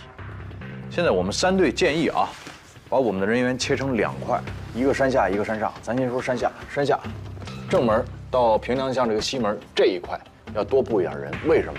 这一块呢，区域很大，涉及面很广，人员构成也很复杂，有教学区、有宿舍区，还有这个制药厂家属区，所以要多放人。那第2块呢，人可以少一点，北门到小东门这一带，大概就是这么一个想法。我是在想啊，一旦在抓捕的过程中，嫌疑人犯险，很可能会伤及到无辜的群众，这一点必须要考虑。啊，那你打算怎么办呢？把学校里的人撤了，然后再抓。啊？抓捕凶犯是很重要，但是保障人民群众生命财产安全，也是我们要考虑到的。今天是周6，我相信学校里的人应该不会太多。各位领导，我是这么想啊，在不改变包围圈的前提下，我们分割进行，撤一块，搜一块，确认安全，撤出去的人呢再返回，这样不但安全，还能缩小我们的搜索范围。胡局，您看呢？老吴。你怎么看？我看行。来，停。宋哲，这样啊，你带上区治安，还有刑侦2个大队，加上学校保卫处，就从这制药厂的家属院开始给我排查，一定要做到啊，楼不漏户，户不漏人。是。稍等，这是排污水管缆图啊。嫌疑人会不会从这个排污管道跑出去啊？派人把所有通往校外的这个排水口都给我卡死，明白？再等会儿。这是什么图？这2个图不一样是吗？这个是个老图。哦，这是老图啊。这个也是排水系统吗？这个是很早以前的那个排水槽，已经废弃了，也不流向那个学校外面。行动。是。你带人去红玉楼，你们带人去博学楼，男生宿舍、女生宿舍、教师宿舍，所有的出入口给我设卡，一层一层往里搜。是。一组跟我，2组跟我走。蓝组这边。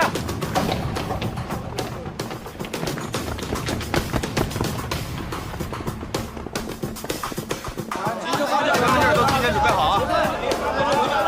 还有队啊，后面。一个一个来，别着急。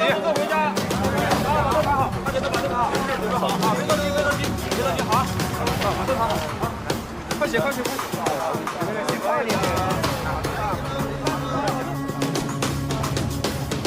跟我走。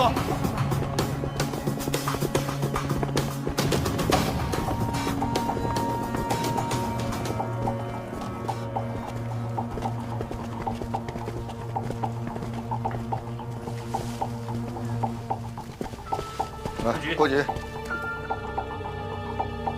什么情况？确定是人体骨骼，袋子还是新的，应该是今天抛的。恐怕其他地方也会有啊。通知所有人，一会儿排查的时候要特别留意所有的犄角旮旯。好。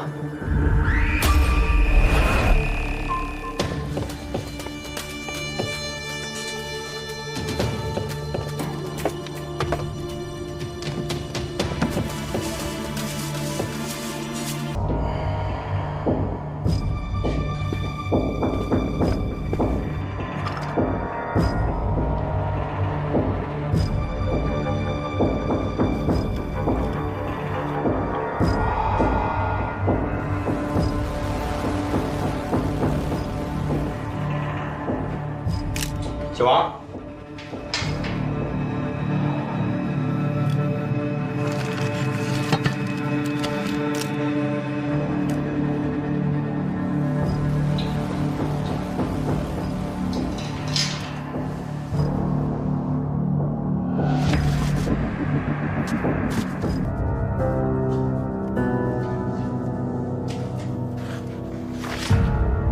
薛家健，本地人，对，本地的，一直都住在和平路吗？从小就在。那儿有个和平路小学，你知道吗？我就那儿毕业的。还是校友。哎，你知道上学那会儿最烦什么吗？换座儿，每周都换，还总是把最邋遢的那个换到我身边来。你们那时候也换吗？我就没跟女孩同桌过。比换座更烦的是啥？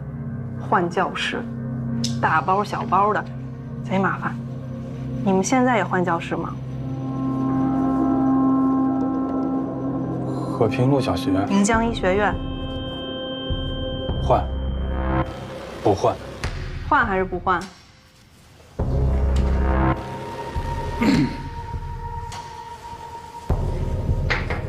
我的意思是，一个学期之内就不换了。那你的教室是固定的？对。还有其他人有钥匙吗？有。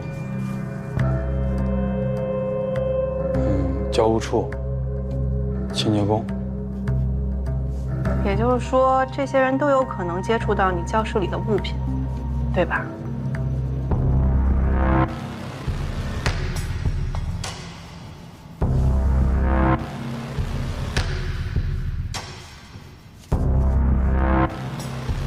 对。这需要想吗？我是想回答的更准确一点。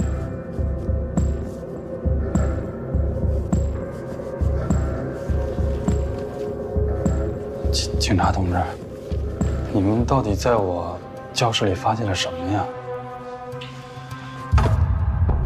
你认为我们发现了什么？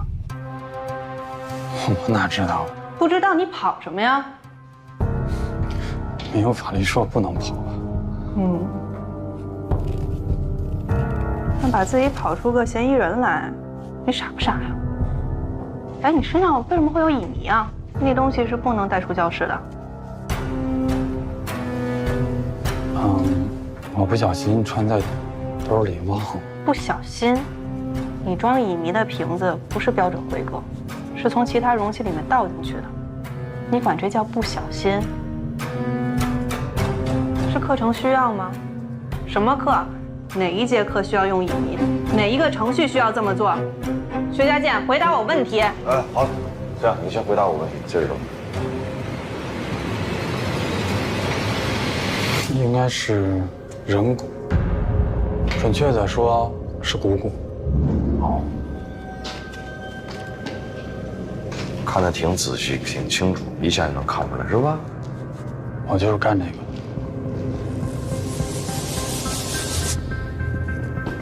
是干解剖的呀，你还是干碎尸的？魏段。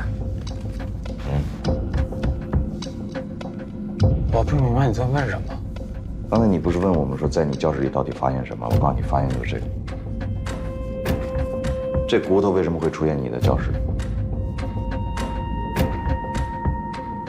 可能是教具吧。没用福尔马林泡过的，你直接当教具吗？你糊弄谁呢？这确实看着不像。不像什么？那像什么？装傻！我告诉你，高温蒸煮。高温蒸煮的可以当教具吗？来，你给我解释解释。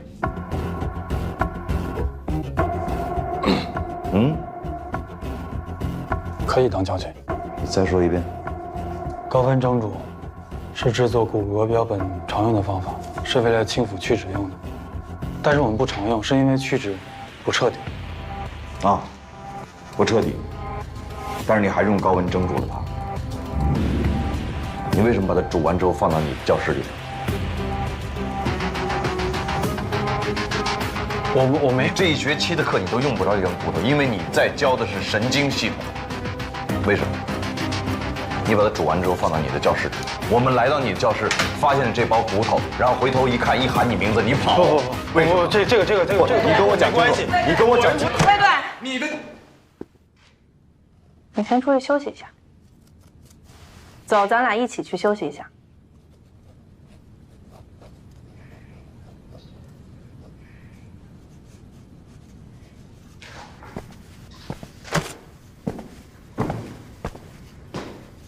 薛家健，我给你10分钟的时间，你好好想一想卫队的问题。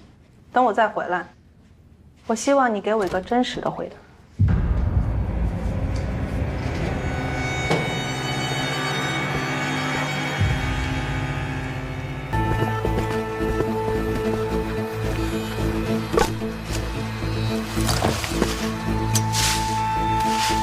出来。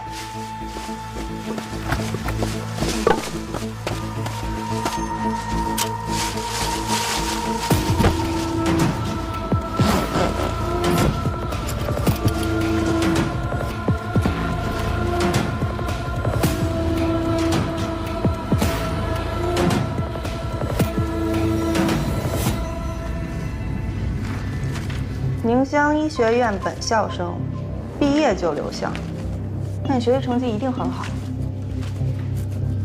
还可以吧。听说学校还让你负责对外的教学展示。对。这么好的前途，为什么要干这样的事情？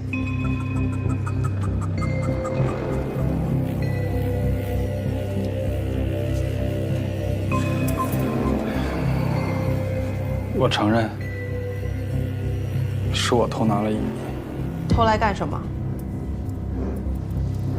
卖给谁？我还不知道呢，但我知道私下会有人买这种麻醉品，我就偷偷藏那一小瓶是样品。你逃跑，也是因为这事儿啊？如果你换作是我，就因为偷拿了一小瓶乙醚，搞出这么大的动静，你会信吗？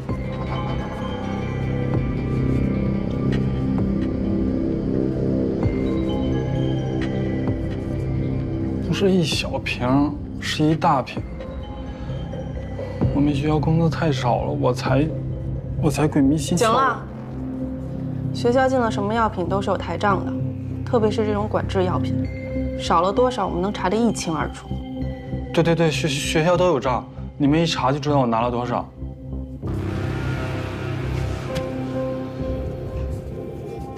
2月25号你在干什么？一天都要说吗？从起床开始。25号，大概10点半，我就上床睡觉了。这就是我一天的活动。24号，你在干什么？从起床开始，一直说到睡觉为止。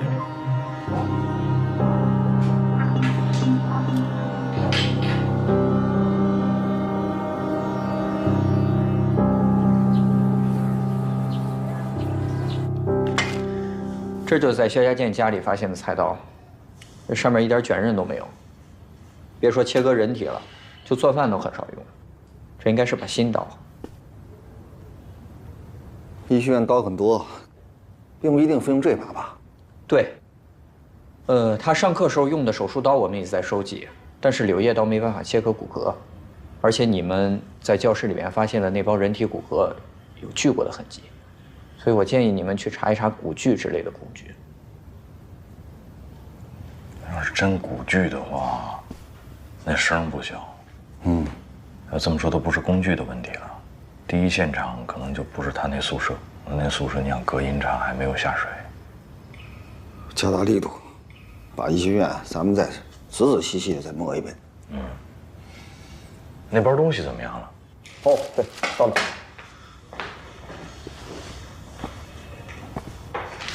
你看这刀把新的，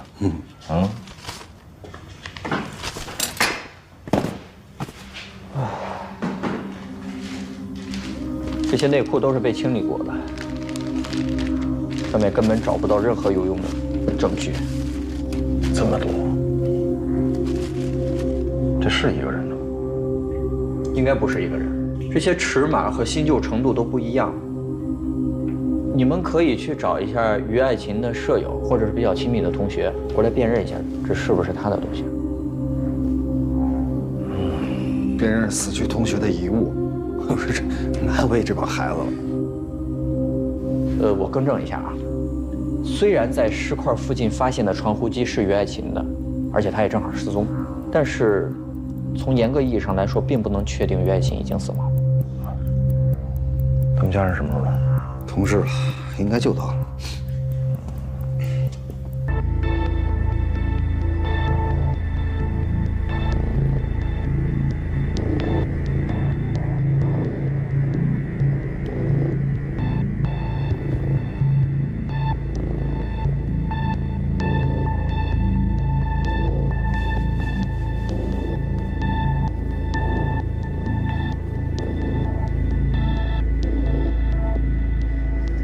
带走，来排队往外走。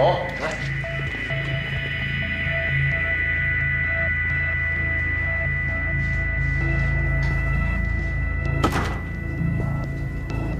有吗？有。讲。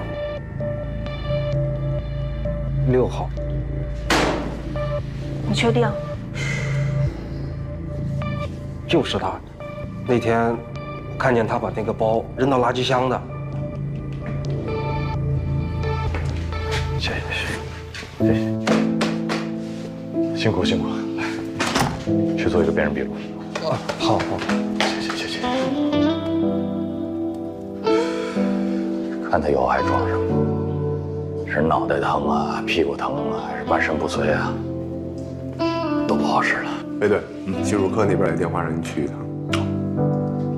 你去忙你的吧，我回去做功课，争取把口供拿下。师哥，我之前态度不太好，我跟你道个歉。麻烦你以后在正式的工作场合称呼我的姓名和职务。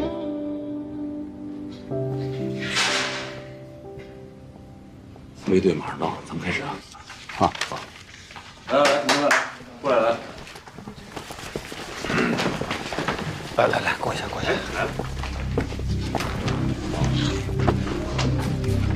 开一个简短的碰头会，啊，昨天呢，我们成功的抓获了犯罪嫌疑人，而且找到了指认薛家健抛尸的目击证人，还有他藏着的呢这个女性的内衣。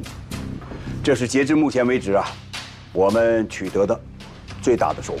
经过连夜的突审，我们也发现了，我们现在呢也缺少很多关键性的证据。同志们，现在新的困难摆在我们面前。是，就这些困难如果不解决的话，我们现在确实挺尴尬。首先，我们没有办法确定这个作案凶器在哪儿，也没有办法确定其他的尸块会藏在哪儿。最重要的是说，受害人到底是不是之前失踪的这个于爱琴，搞得我们很尴尬、很被动。从目前来看啊，凶手在医学院分尸的可能性很大，因为那里便于作案，而且不容易引起别人的注意。现在对薛家健形成最大压力的证物就是那几条女士内裤，接下来我会以这个为突破口。那就要严格的清查他的过往经历，尤其是跟女性的交往过程，要仔细严查。明白，这事儿我来查。但是我觉得啊，其实我们也没必要灰心，毕竟人抓着在我们手里，什么时候吐就是一个时间问题。特别是这个目击证人，一看见他，一眼就认出来，说抛尸的就是这人。所以，我觉得见谅。现在就这么乐观，恐怕还为时过早吧。接下来的具体工作安排，还是没有补充的吗？我这没了。真的没了？没了。宋哲，医学院那些闲置的教室、实验室、仓库，再给我仔细捋一遍。尤其是人体标本实验室，要防止他把那些不好处理的尸块混藏在里面。明白。还有什么要补充的吗？大家？好，齐头并进，干活！报告。各位领导，我有个想法，下来再说。说。薛家健收集了那么多女性内裤，而且新旧尺码又完全不同，那岂不是说他很有可能是连环作案？如果是这样的话，那其他受害者难道也被分尸了？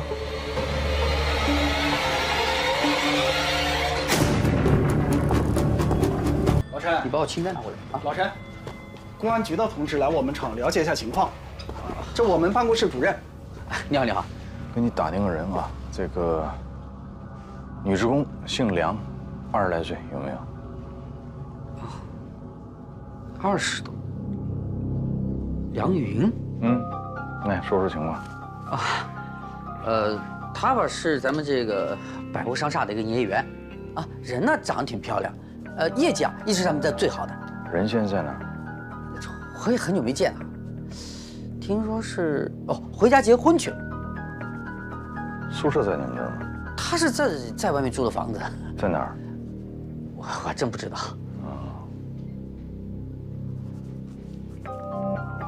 那行了，麻烦你了啊！不客气。好嘞。哎，好，请。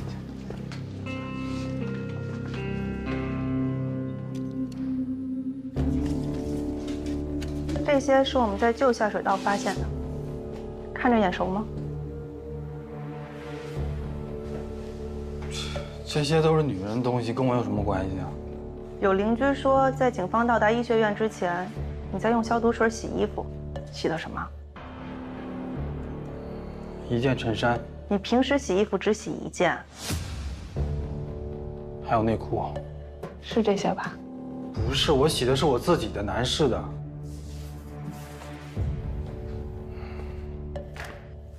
几条？4、5条。4条还是5条？不是，这很重要吗？你对24、25号的事情记得那么清楚，反而对更近的事情记不清了。而且你说你平时很爱干净，为什么内裤要攒那么多条才一起洗？还有，我们在你宿舍发现了晒着的衬衫，洗完的内裤呢？那我记错了，我没洗内裤，只洗了衬衫。为什么前后回答完全不一致啊？你们反复让我重复太多遍了，我脑子已经进入疲惫期了。你说你只洗了一件衬衫，对吧？对。那为什么我们找到这些内裤的时候也是被清洗过的，也有消毒水的味道？你怎么解释？所有人都可以用消毒水洗内裤，这能说明什么？一般人不会把没晾干的衣服藏起来。你怎么就能证明是我藏的？这个包是你的吧？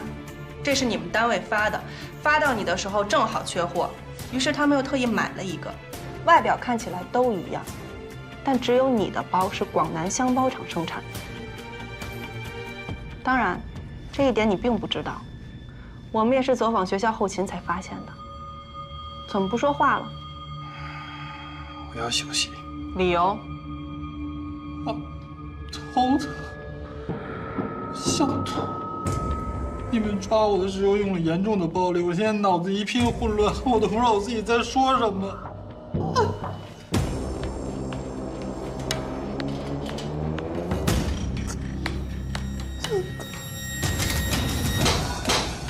这小女孩吧，人还行，就是有点臭美。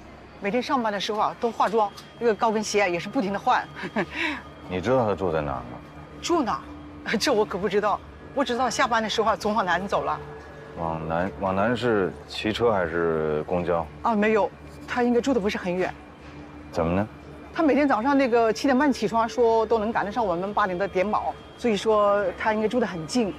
如果你们要是见了她，让她赶紧把那个奖金拿走。会计啊，都催了我好几遍了。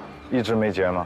没有，这现在小姑娘任性的，说走就走，连招呼都不打。还是过了2天，他们家拿那个东西的时候啊，告诉我说不在这里干了。他们家谁拿东西？老崔，你看看，这来拿东西的是这个人不？哦，对，是他，就是他。好，那这样，情况我们了解了，谢谢配合。哎，行了，耽误您时间了啊。哎，没有，慢走啊。哎，南边出租房，步行半个钟头，不好找啊。半个钟头用不了，还得洗漱呢，还得买早点呢，15分钟最多了。15分钟也用不了，最多5分钟。每天呢化妆，穿着高跟鞋上班，你们不懂语言。对你懂。哎，怎么了？那个卫队还没结束。怎么那么磨叽？哎，完事儿了。他说他头疼，医生在里面检查呢。真会装。帮他治。哎，干嘛？他正愁装的不像呢，你要去配合他吗？明显是在拖延事情。我知道，所以一开始就不应该太轻敌。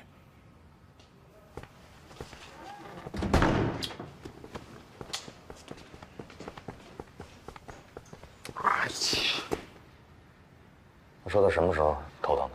那件女士内裤。涛，梁云家找到了。走走走。这一片比较老旧的小区，很多外来的人都会住在这里，因为它的租金比较便宜。这个嫌疑人一直住在这个1楼，已经很久没有回来了。啊，这位是房东。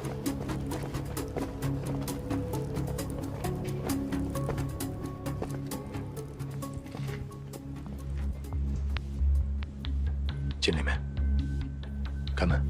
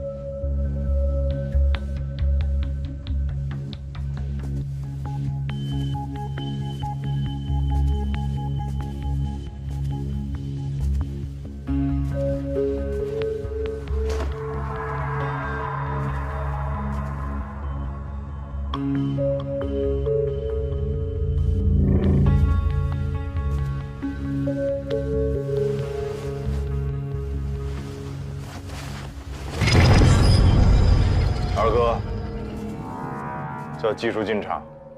那是2月24号9点多，我坐公交车回家，下了车以后，回家的路上就总觉得有人在后面跟着我。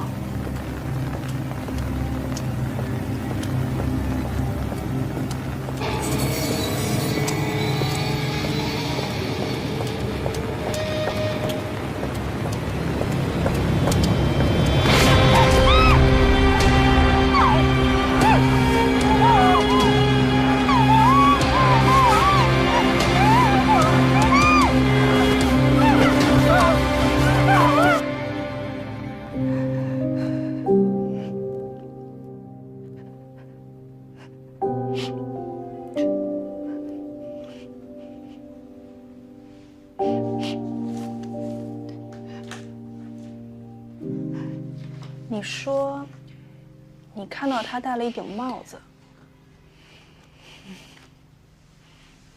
是这样的帽子吗？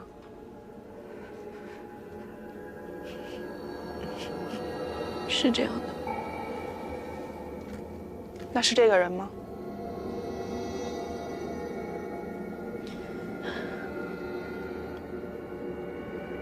他蒙着脸，我认不出来。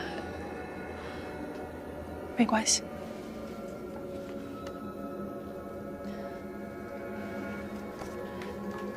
等一下，可以再让我看一眼吗？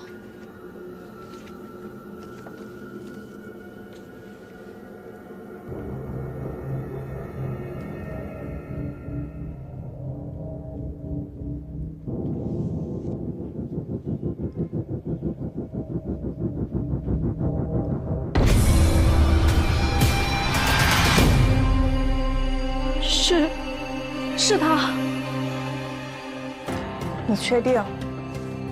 你看，我忘不了这双眼睛。薛家健，2月24号晚上你在干什么？下了晚自习跑步去了。那天你跑了多久？8点到10点，跑多久我记不得了。顺着哪条路跑的？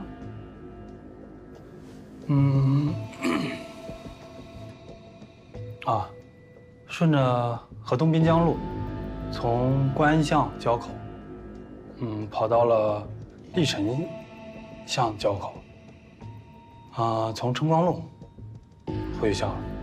你抖什么呢？手又怎么了？没什么，正常。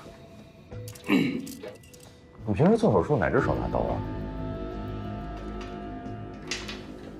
啊？左右手都有。那天天气怎么样？来，你给我看看这手。给我看看。打开。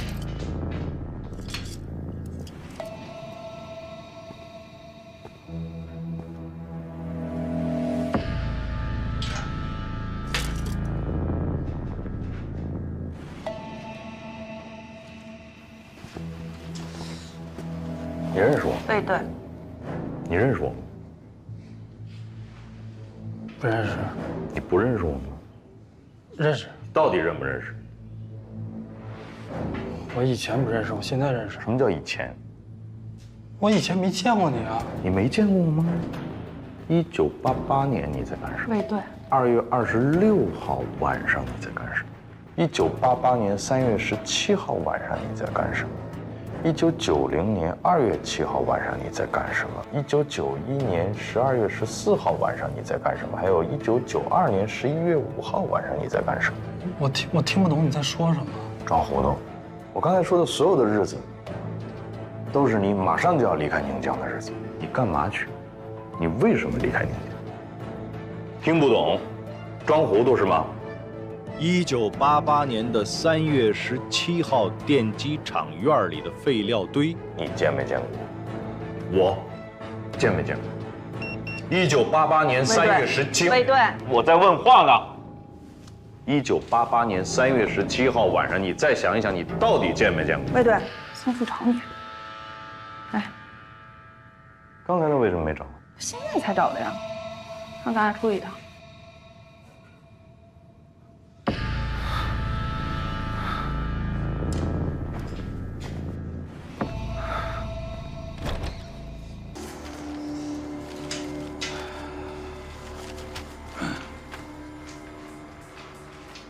不好意思啊，因为我这点事儿让你们吵2回了。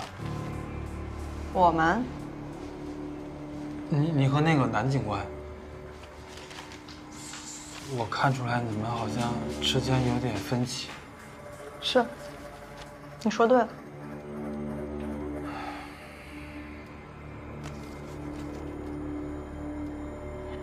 这个还记得吧？啊。 你们之前说在我教室找到的那个鼓鼓，这是一起杀人碎尸案的证据，就发生在2月26号。部长，你只管记录，有任何问题我来负责。我明白了，怪不得你们之前总共26号前后的事儿，但你干嘛告诉我这个呀？你觉得呢？我哪知道啊？你跟这个案子有关系？没有，绝对没有。你说没有就没有。 我们没有相关的证据是不会找你的。有人指认24号晚上在福安里看见你扔了一个包，那个包里装的就是部分尸块。你给我这胆儿，我也不敢呀。你之前口供说，24号晚上8点到10点之间你在江边夜跑，对吧？按照这个距离，我们怀疑你是以夜跑为名，带着这个包去到了平时你很少涉足的福安里进行抛尸，然后再返回江边，这时间上完全来得及。不可能，绝对不可能！剩下的尸块扔哪儿了？我不知道，我什么都没干。那些内裤都是从受害者身上得到的吧？是不是还有其他受害者你是不是都把他们分尸了？我跟他们都不认识，我干嘛要杀人啊？我凭什么相信你啊？2月24号晚上8点到10点之间，你到底干什么了？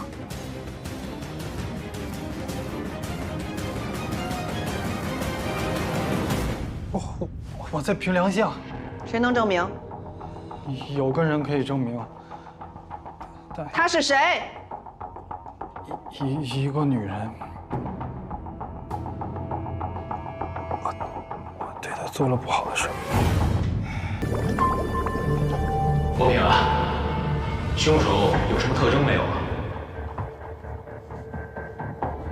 好像是个左撇子。还有什么？天太黑，我没看清。你要是觉得有什么不舒服的话，咱们随时都可以停下来，等你好一点，咱们再开始啊。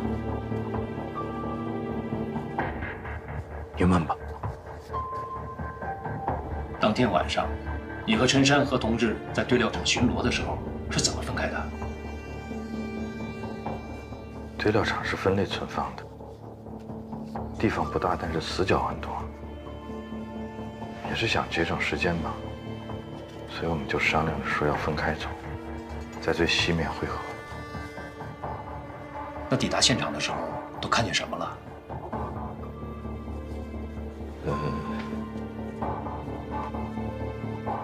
嫌疑人拿刀要捅受害人，我喊了一嗓子。山河回应了，然后我跑过去，嫌疑人把受害人一推，就跑了。那受害人怎么样了？应该吓坏了。那你呢？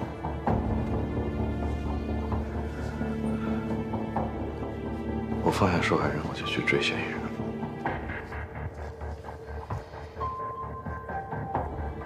嫌疑人有没有脱离你的视线？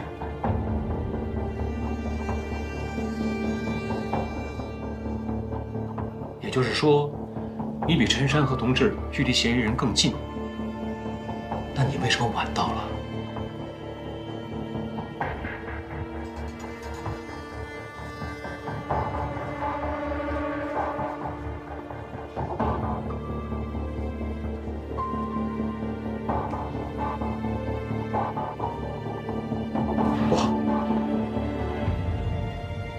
我跑错路了。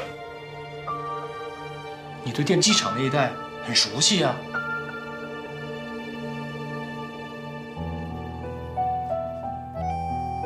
刘国平，鉴于你在这次行动当中的表现，区党委决定给你申报3等功。我不要。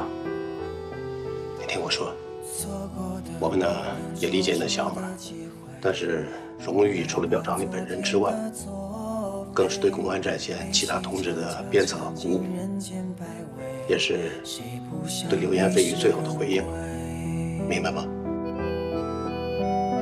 遗憾的这次心碎过几回，疼痛强烈深有体会，勇往直前无法与生媲美，生来平凡啊也对。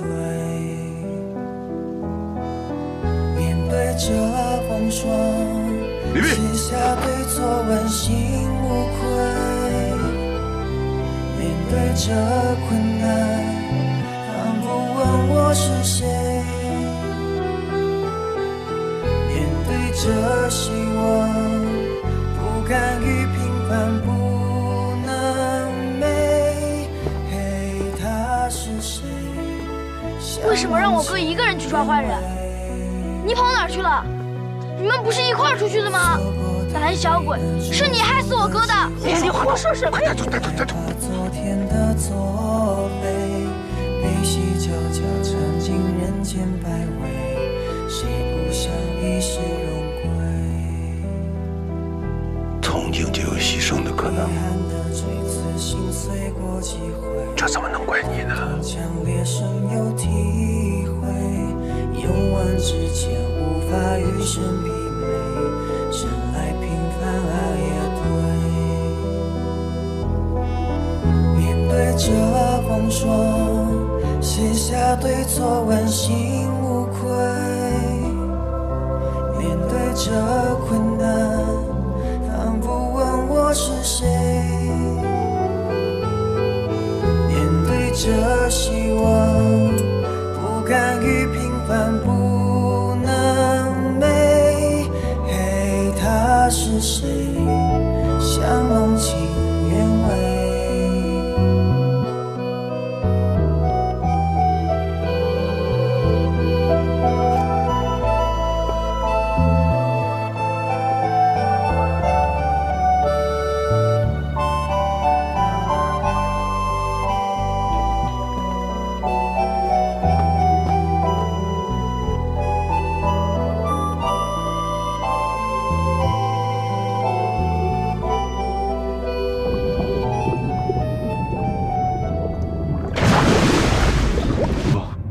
现在这个碎尸案，有没有可能和88年226案挂上钩？什么叫以前？1988年你在干什么？1988年2月20，还有1988年3月9日、1990年2月7日、1992年11月5号，晚上你在干什么？88年割喉案的这个人，一藏了整整4年。突然有一天被他身边的一个熟人发现他这个情况了，于是他迫不得已必须杀人灭口，但是他又害怕我们警方发现他的社会关系，找到这个人，于是怎么办？他必须碎尸正好能掩盖他割喉的手段。请问这么想有问题吗？这么大胆的想有问题吗？我们现在查的是碎尸案，你问的全是88案的问题。因为我认为这2个案子很有可能是他一个人干的，这是一码事。干解剖的呀，还是干碎尸的？我要的是确凿的证据，不是被谁吓出来的口供。本案受害人遭遇性侵了吗？薛家健就不是左撇子吧？还有，88年他才多大岁数？医学院的学生，他能看出那么大的吗？我没见过你啊！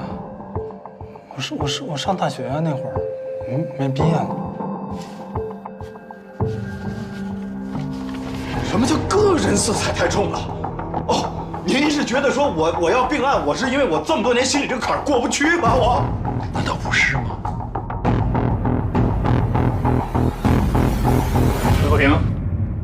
魏国平，到。你怎么看？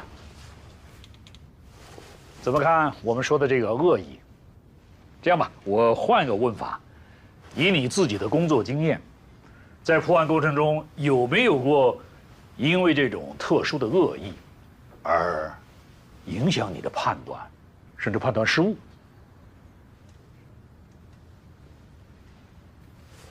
对不起，我没有听清，你是有还是没有？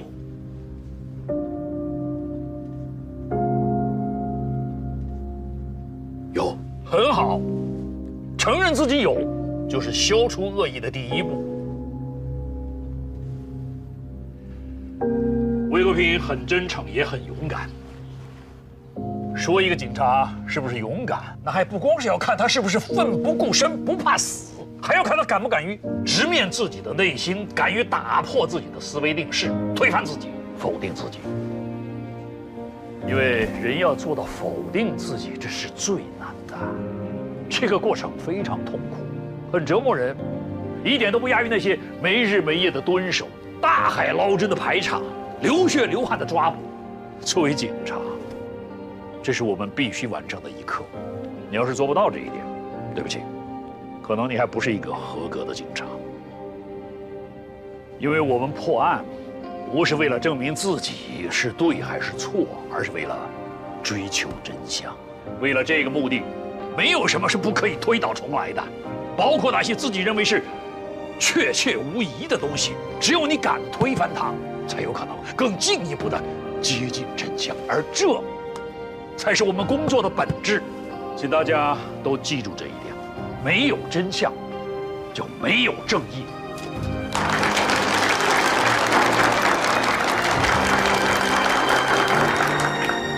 好了，言归正传，现在来谈谈我们今天的主题：刑侦的方法与手段。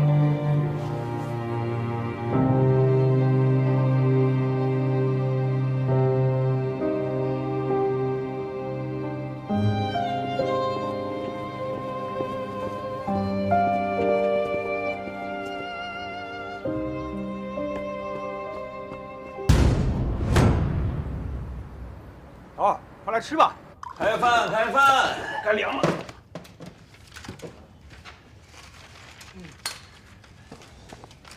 怎么样了？指纹提取已经完成2个片区了，剩下的也已经在催了。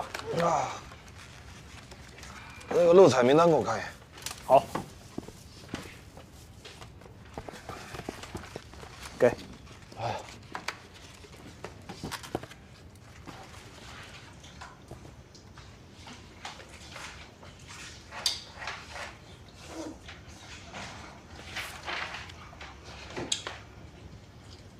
哟，有熟人啊？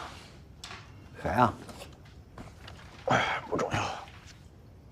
蒋果善。嗯。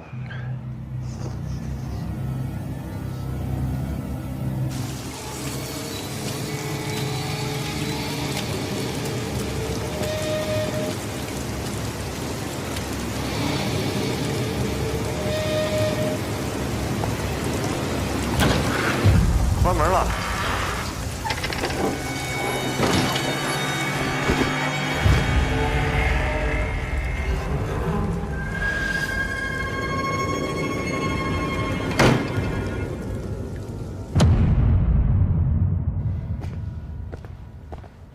一会儿到了那个学校，你呢负责这个。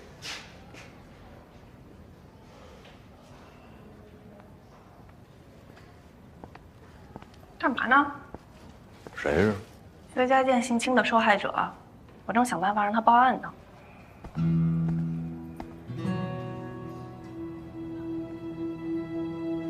安保呢？哪那么容易啊？需要二叔帮忙。那不用，你们要进去了，人更不放松了。哎，哎，不是，干什么？不找，不给你们的，给人姑娘的。你跟他熟啊？要么怎么说你们这帮大老爷们儿有时候脑子里就只有案子，跟不同的人沟通要用不同的方式。哎，学着点儿。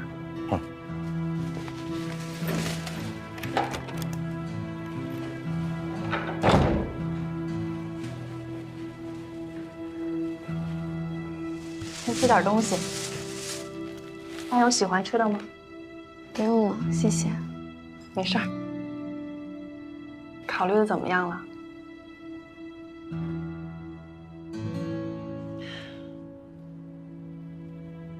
我知道你在担心什么，但你想想，你如果不站出来，可能还有更多的受害者。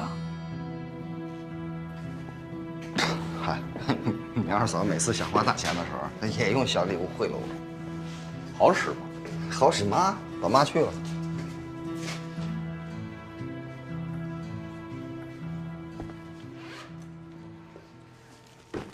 小张同学是吧？啊，还是上次那个事情，对于爱琴，你们俩不是一个宿舍的吗？想了解一下他的这个其他的一些情况。上次我都说了呀，我知道的都说了。对，主要是我们这个事情有点复杂，还是有些新的信息呢，想跟你再确定一下，也看看你有什么能提供给我们的。你别紧张，好吧？咱们就当聊聊天。来，随便聊，知道。就想到什么就说什么就行了。来，大的，哎呦，谢谢。小时候最爱吃这个。别客气，来，哎，有热水吗？有。好，对，倒点热水。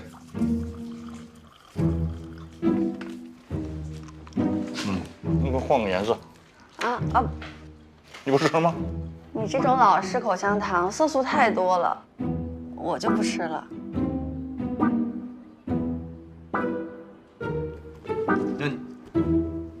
老了。你老了，我岁数比你大多了。姑娘，喝点热乎的啊。谢谢。那你们年轻女孩现在都喜欢什么呀？不同的人不一样吧。像我就比较喜欢看电影。哦。有的人喜欢滑旱冰，去歌舞厅的也有，但不多。学校不提倡孩子去那些场所，是乱，也不安全哈。于爱琴喜欢什么呀？他平时在宿舍里，除了吃饭跟打水，跟我们交流很少的，基本上就是听歌、看书这样。他外出吗？如果他外出，他会去哪儿呢？这我不知道，但他出门都会化妆，而且穿的也很好看。但他从不会告诉我们去哪儿，我们也不好意思问。你上次那个同学说猜她有男朋友，她到底有没有？可能吧，反正谁也没见过。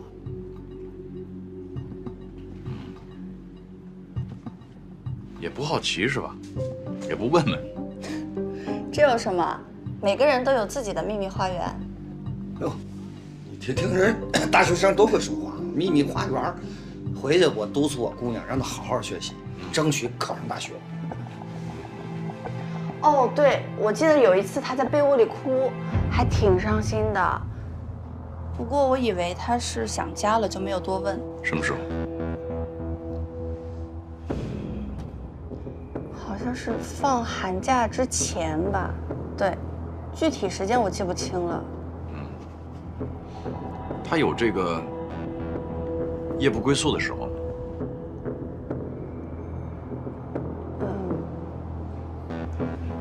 这是查案子，你知道什么就跟人说什么。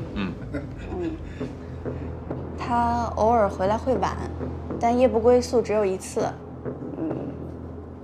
都是成年人了，这应该不是什么大问题吧？当然，哭之前，哭之后。之前，对，好像之前。之前。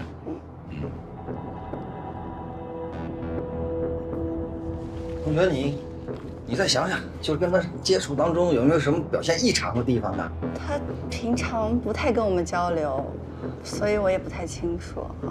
是，这也是难为了，是吧？行了，那个想到什么了，你就随时联系我们。好。好。那个，薛老师到底犯了什么罪啊？他真的是坏人吗？他们不是还没有开这个解剖课吗？下学期。那你怎么认识的？他平时上课还挺受欢迎的，我们偶尔会去旁听。好，没事。你回吧，你先。谢谢同学啊。好。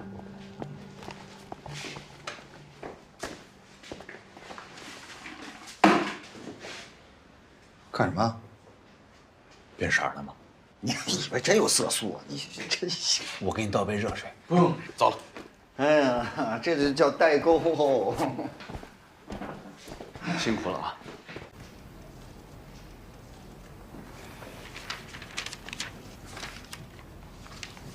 那，这是于爱琴的戒备记录。她还挺好学的。别人呢？啊，她经常来我们这儿借书。坐哪儿啊？总在那个角落。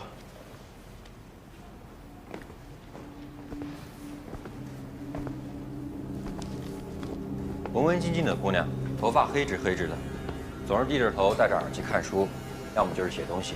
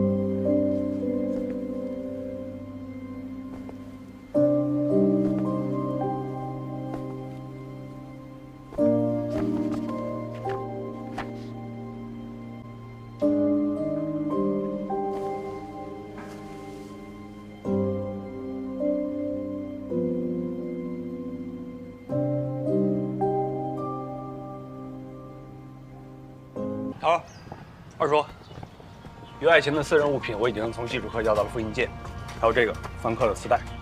他的亲属关系我又查了一圈，确定他在本市没有任何亲戚朋友。好，这么着，这上面所有出现的这个书名，按图索骥，买了给我。好嘞，好了，回去啊，拜拜。拆开看看这什么东西，真是要了命了，真是。哎，来了。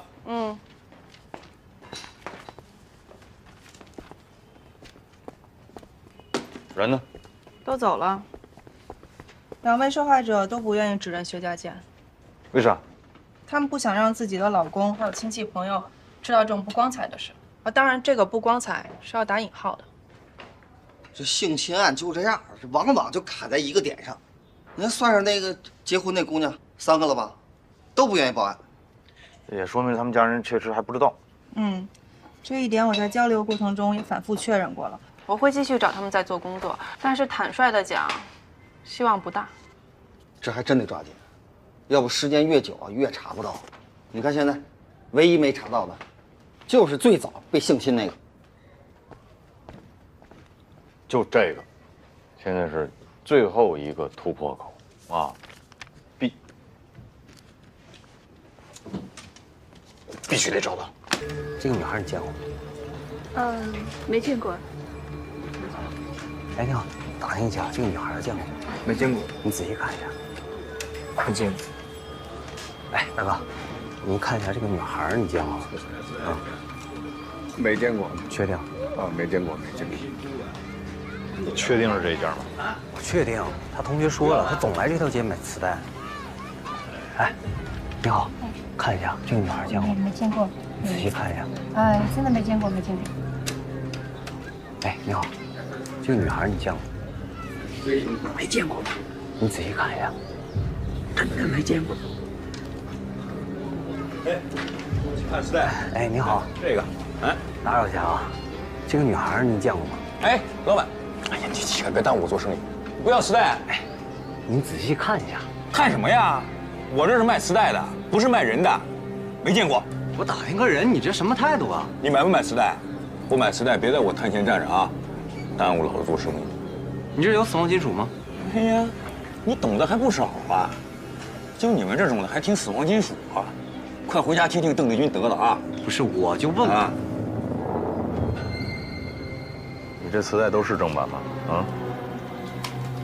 正不正版？正不正版？松手！有关系吗？松手！干嘛呀？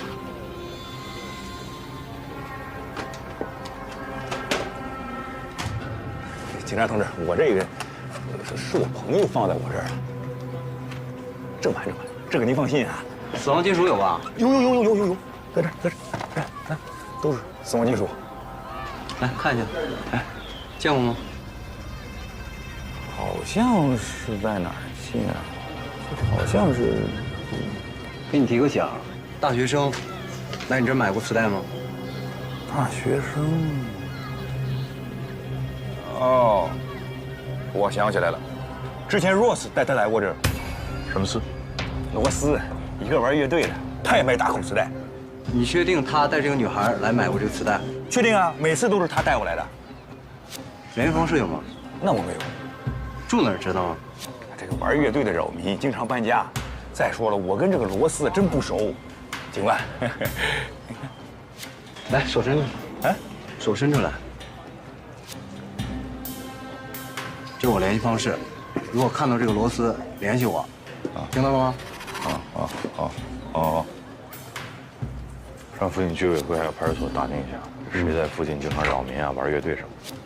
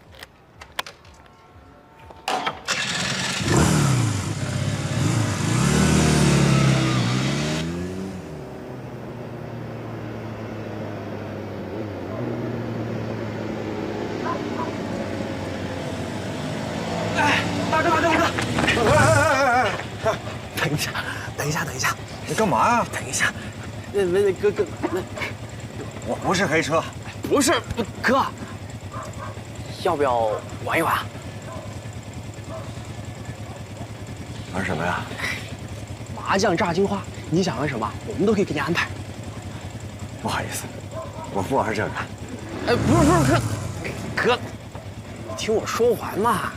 哎，哥，保证你能赢。都这么说，谁信？哎，不是，哎呀，哥，现在警察查得严，我们那安全。我们厂子不为赚钱，就为了赚人气。这样吧，哥，你等会儿跟我去看一看。你要觉得好，咱就玩2把；你要觉得不行，掉头就走，没事的。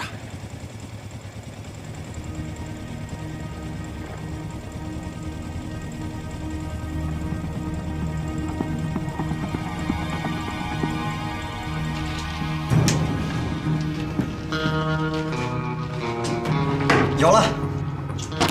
不是又有了呀？你这一晚上啊！哎，是，不好意思。哎呦，时间差不多了，我还要去医院呢。大哥啊，今儿就到这儿吧。啊，大哥，哎，你今天牌运这么好，不得多来几把，是吧？对，来，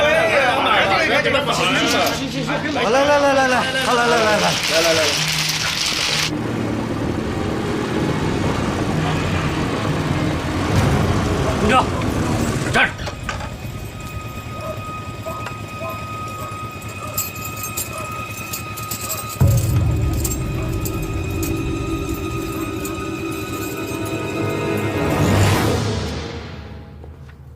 就是倒霉。你说我咋能那么倒霉嘛？老蒋，你放心啊，这些人啊，他一个都跑不了啊。老包，哎，来了。哎呦，怎么了？这个老蒋给老婆看病，好不容易攒了3万块钱，昨儿让人给抢了。3万都抢了？什么人抢了？怎么知道你有钱呢？我也不知道，就是去医院的路上，然后突然冲出4个小子，就把我给抢了。嚯，锁链、棍子、砖头、刀。啊。你当时用什么装的钱？就是，这么一个布袋子，都慌了，也不敢吱声。你说咱们局里现在正在搞专项治理，这不就是顶风作案吗？是。行了，这不已经报案了吗？给你好好找找吧。好，行，先回去吧。好，等消息吧，人没事就行。行，好，那我走了。好。哎，那个漏彩名单给我看一眼。蒋广善，怎么了？都吓成那样了，还能记着人拿什么？记挺清楚。你们这片最近有关于乐队扰民的投诉没有？那我帮你查查。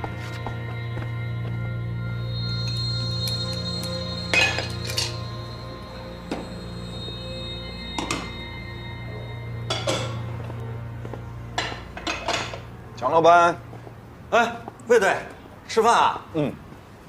哎，坐。好。你看看想吃点啥？就来份炒面就行了。炒面。好嘞，你坐。好。啊，马上啊。嗯。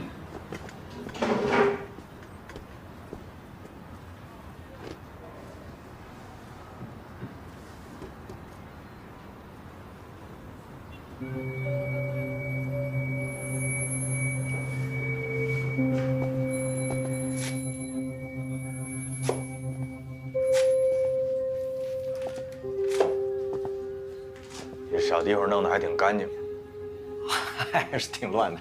嗯。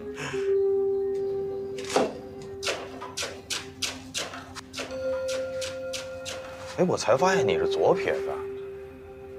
嗨，这不是这只手伤了吗？哦。哎，我们这些人活着干，死了算，总不能因为这点伤就关门吧？不容易，是吧，魏队？嗯。啊，对了，上回那个指纹那个事儿，就是因为这，你看，还没好呢。哎呀，你可赶紧盖上吧，你这都化脓了。你这创可贴得每天换啊，要不然全感染了。哎呀，这不一忙活就忘了。感染了，回头我就换。那指纹好了再按吧。好嘞。嗯。哎，你手坏了也没个人帮你啊。哎呀，那小哥们儿啊，生病了，我今儿就没让他过来。不容易，不过干的也还挺好。我看见门口助力车都买上了。那车呀，那是领导让社区为了帮助我解决困难，就借给我的。哦，哎，那你们这社区还挺照顾你们外地。你是外地人吧？我其实是县里的，说到底也算是乡下的。哦，老婆也是你们那片的？对对对，我俩是一起的。哦，我们俩呢是家里人给介绍的，见了没两面就结婚了。不容易。户口过来了吗？户口还在原地呢。哦，没迁过来。魏队长，是不是因为我没去按指纹，给你们添麻烦了？专门过来查我？哎呦，怪我是职业病，我逮什么都想问问。没事，你别多想。真没事啊？没事，你忙着。好嘞，稍等啊。哎。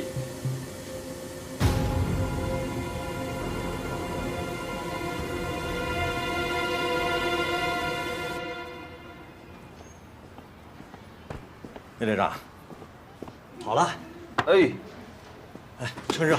好。喝饮料吗？不用了。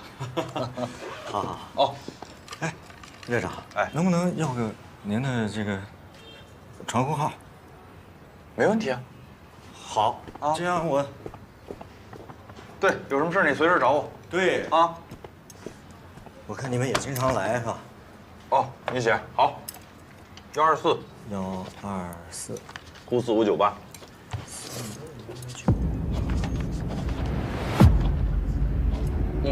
这个哈。好嘞。好。谢谢啊。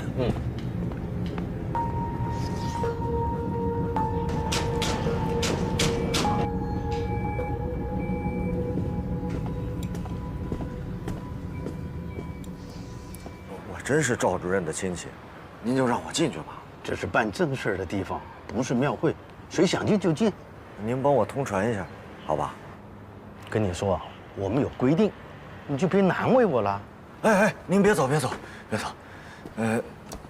您看啊，我这大老远的来一趟，也挺不容易的。从老家给赵主任带点东西，您见着赵主任帮我给他一下，行不行？放这吧。好，谢谢啊。下回别来了。啊，行了，走吧。好，谢谢啊。谢谢。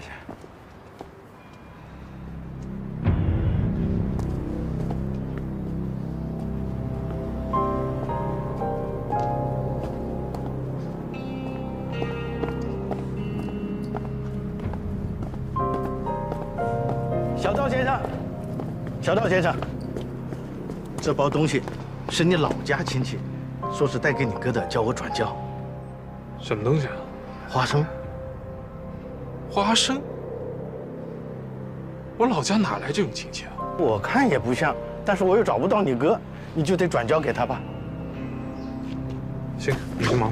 好。送花生。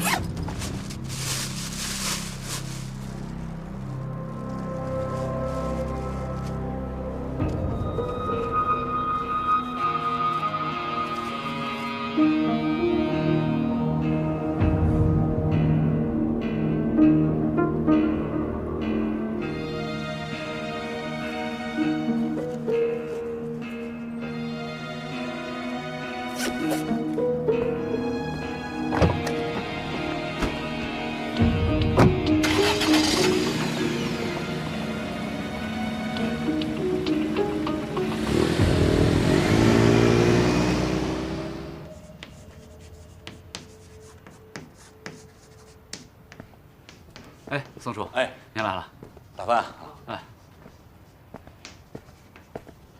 哎，哎，宋叔，不跟你说了吗？没人的时候叫师哥。吃饭吗？还没有。正好，我妈呀，早晨就开始炖这个肉，说让我给你带过来，特别好吃。快，赶紧，别弄了，赶紧吃。谢谢啊，那么多我也吃不了，你给魏国平他们分点吧。给他们干什么呀？再说老魏吃我妈做的饭吃的还少啊，不给他，就给你吃。你俩也挺逗，有时候就跟小孩一样。那也是他，跟我没关系。哎，薛家健那个受害者找得怎么样了？不是，开言就是咱们俩见面只能聊案情是吗？宋楚，现在还有什么比案情更重要的事情吗？是这样啊，顾组长，这些天呢，我又把所有这些年性侵的案件又翻了一遍，确实跟薛家健没有太大的关系。你可以吃饭了吗？哎呀，怎么了？是他口供有什么疑点？这个人呀，组长，厂家那边给反馈了，怎么说？啊，是他们的牌子，发售渠道也找到了。行，太好了。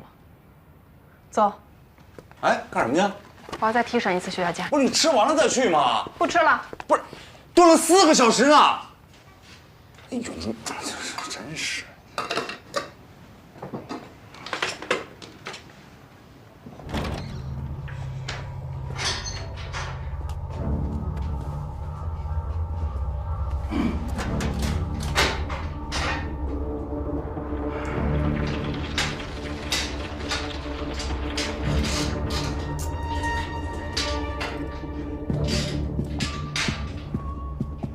薛家健，怎么样？问题考虑清楚了吗？考虑清楚了，不就是倒卖点乙醚吗？顶多判个缓刑。不管怎么判，你出去都没有前途了。是，我的前途没了。你不也没得到你想要的吗？你干过什么，想隐瞒什么，我们心里很清楚。你笑什么？没什么。我干过什么呀？我隐瞒什么了呀？你让他们指认我呀？他们？哦，你说说看，他们都是谁呀？没有谁。你永远不可能找到他们，因为我本来就是无辜的。你觉得我们找不到吗？那你来找我干嘛呀？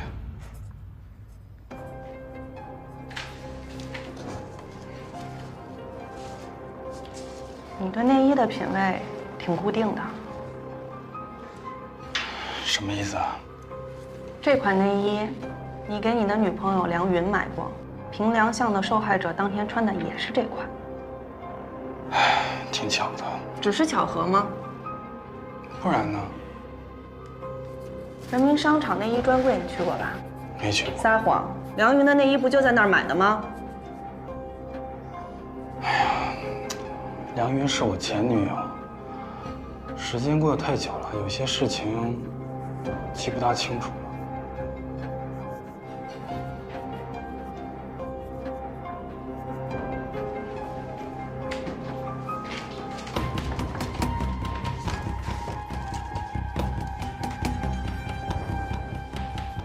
第一次见到你，我就觉得你面熟，好像在哪儿见到过。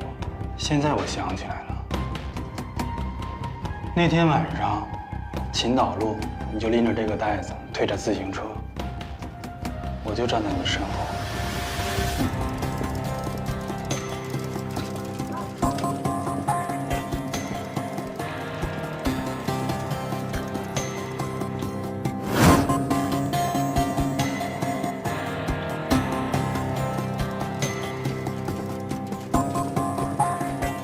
哎，爷爷，哎，怎么跟我走呀？啊，我还有点事儿，刚才。哦，来，我帮你吧。啊，不用不用，我能行。天这么黑，要不我送送你？不用，马上就要到了，你忙去吧。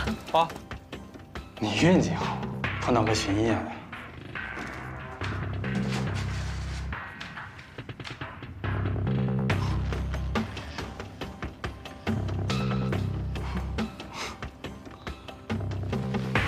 你露馅了。这款内衣就是你犯罪的激发点，你对受害者是有选择的，你专门挑选买这一款内衣的女性，而这些内衣又都是从同一个地方售出的，你觉得我们通过销售记录能不能找到他们？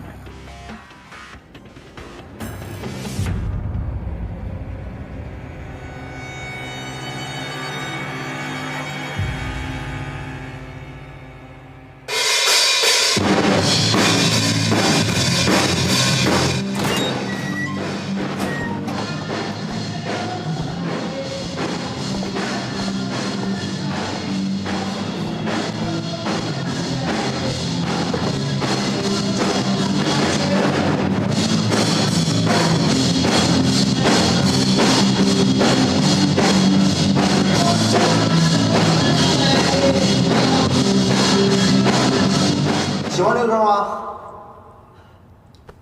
这真是死亡金属啊！我们这是朋克。你们是警察。谁叫罗斯？不。来看一下，这个女孩认识吗？这不是于爱琴吗？她总来我们这看演出，怎么了？你是她男朋友吧？他倒是惦记人家，但人家也不搭理他。要不人家最近咋没来呢？就是你给人家表白一次吓跑了。滚蛋！你别听他们瞎说啊！我那是跟他们开一玩笑，人家有男朋友。她有男朋友，你怎么知道的？她跟我说的呀。那她说没说过她男朋友叫什么，住哪儿？这我怎么知道啊？又不是我男朋友。于爱琴遇害了啊！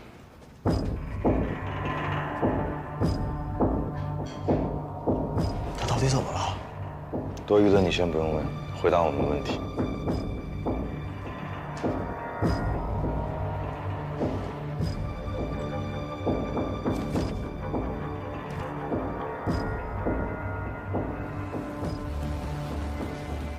她是有个男朋友，不过就是个笔友，没事聊些什么哲学什么的。真人我真没见过。关于那个笔友，他提过什么吗？平时话比较少，这些都是那天他过生日，喝了点酒才跟我说的。哪天过的生日？12月6号。过完生日，他回宿舍了吗？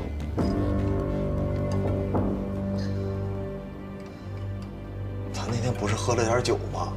然后就在我家住的。但是他们都在呢，他们都能作证。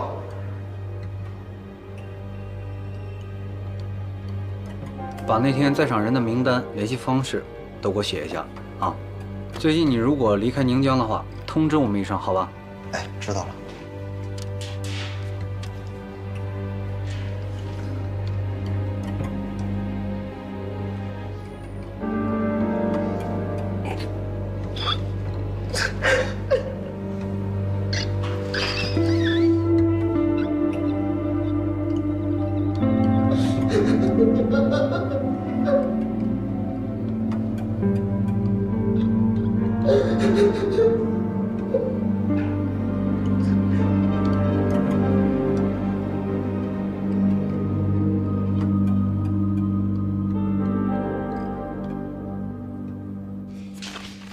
于爱琴夜不归宿那天晚上啊，接触了几个人，名单基本上在这儿，挨个联系看看情况。还有啊，根据这个于爱琴看过的书目，到市图书馆把她的借阅记录全部调出来。好，各高校图书馆也要过一遍。是，明白。哎，另外邮局啊，邮局看看最近他这个书信往来情况啊。卫队，哎，我们顾组长让我问你，薛家健案的受害者要不要去看一下？我去。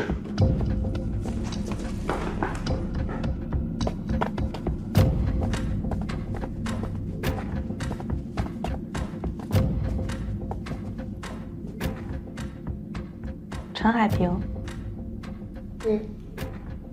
哪儿找？听着罢了。半年前你在人民商场上班。对，主要卖什么？女士内衣。那这么说，你有可能见过我，我在你们那儿买过东西，但说实话，真是挺贵的。是，那时候商场刚进高端女士内衣专柜，好些花式我们都没见过，去的人挺多，但真花钱的确实少。对，这些款式现在看起来不觉得什么，但当时还挺不好意思的。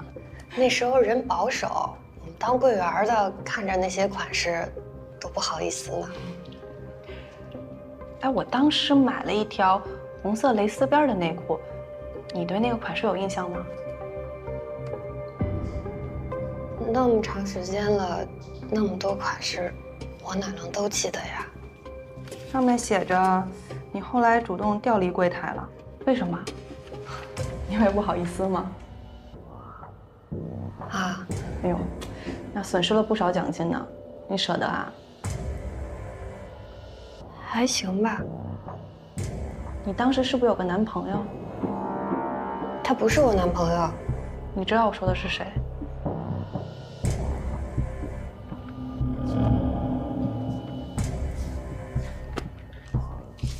是他吗？你别紧张，这个人已经被我们抓住了，他涉嫌强奸。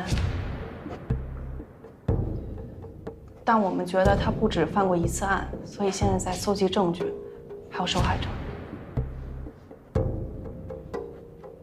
你们为什么找我呀？我们问过你的组长，他说有一天你哭着跟他说要调离柜台，是因为你的男朋友对你做了不好的事情。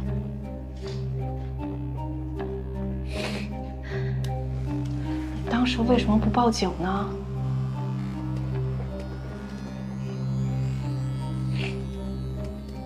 那时候我们俩正交往，发生这事儿，我说不清楚。来，谢谢。这事情还有别人知道吗？应该有。谁啊？组长儿子。你怎么确定他知道呢？那时候他挺喜欢我的，也追求了我挺长时间。后来我调离柜台之后，他就再也没来找过我。组长肯定跟他说。头让你装做糖拖延时间，这招还行吧？你别废话了，里面要喝茶。去哪儿找啊？想办法。赶紧找。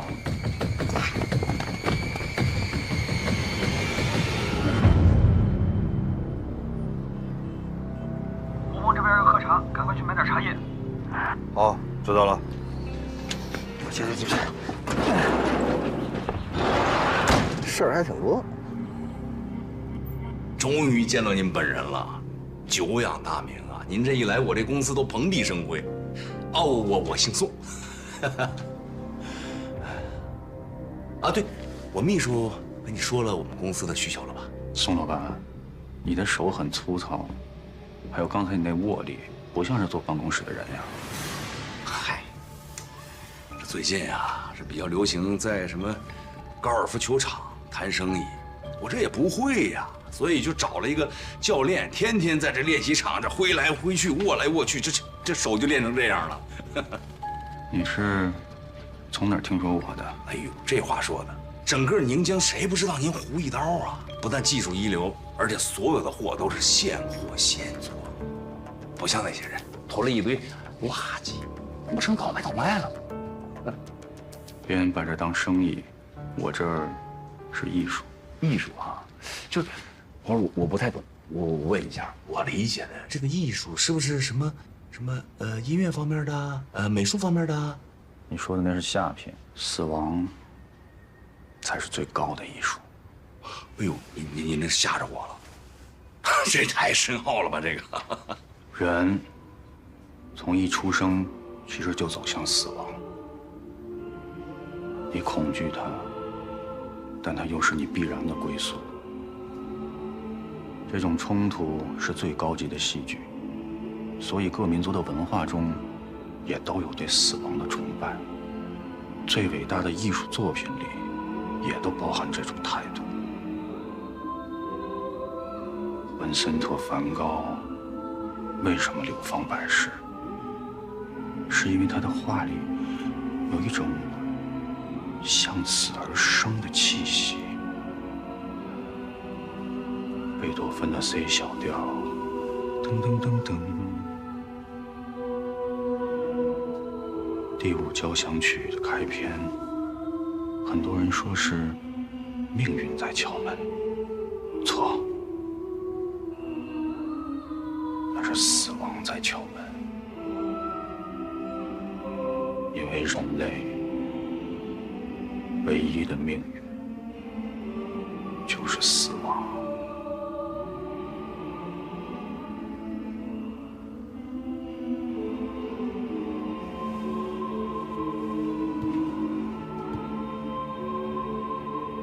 而我呢，放弃了那些间接的形式，直奔主题。当一个生命在你的手里以死死亡的形式，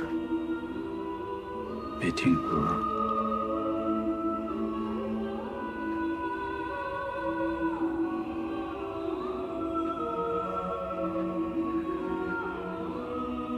那就是爱。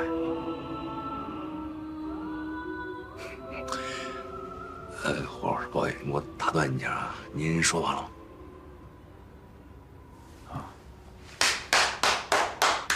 太棒了！就虽然我不太懂您说这个什么艺术那个境界啊，我就现在对你的这个艺术这个现场，我就特别感兴趣。你什么意思？就刚才您说这个，哎呀，就是真正艺术感觉呀，我特别想去你的那个艺术现场看看，您是怎么把我们就是鹏程万里给做出来的。你公司叫什么？国平，寓意呢是国泰民安，太太平平。外面那牌子明明写的是海丰公司，这公司不是你的。哎，胡儿，你那肯定是误会了。你稍等，小顾，顾老师让您久等了。久等什么？把你们几个给我叫来。稍等啊，稍等，我有位置，您提示的特别好。过来，站好。宋总，还知道我是宋总啊？是不是拿我的话当放屁呀？我跟你们几个说了多少遍，上一个公司的牌匾赶紧给我摘了，扔了远远的，怎么就不做呢？熬什么熬？我干什么吃的？没忙过来。什么？还有你作为我的私人的这个秘书和助理，这事儿还用我再提醒你吗？我昨天给他们打电话了，他们说最近订单特别多。我不想听这个，我只要结果。最晚明天早晨，我希望我的牌匾出现在我的公司门口。如果拿不来，我1分钱不会给他们。都听明白了吗？明白。还愣着干什么？滚出去！哎，呀，胡老师，误会吧？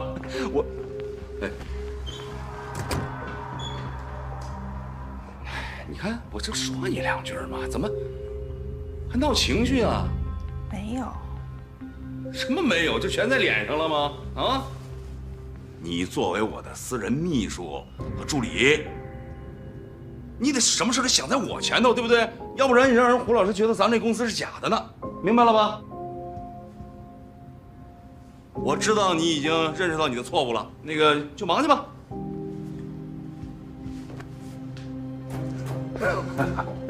误会吧？我说是误会吧？走。小姑娘，没干过助理，没干过秘书，得慢慢培养。你看这，你还得哄着。什么女助理、女秘书的，不就是高级妓女吗？办不成什么正事儿。胡老师，有些话呀，我觉得不能这么说。我就是一个糙人，我不懂你说什么艺术啊、境界啊，我只懂做买卖。那今天咱就谈做买卖，咱们俩之间那买卖价钱，我再给你翻1倍，怎么样？商人就是商人，你不配看我的现场。先交定金，然后等我消息。没问题。好，你要走我送你。小顾，来了。那个胡老师要走啊，送一送。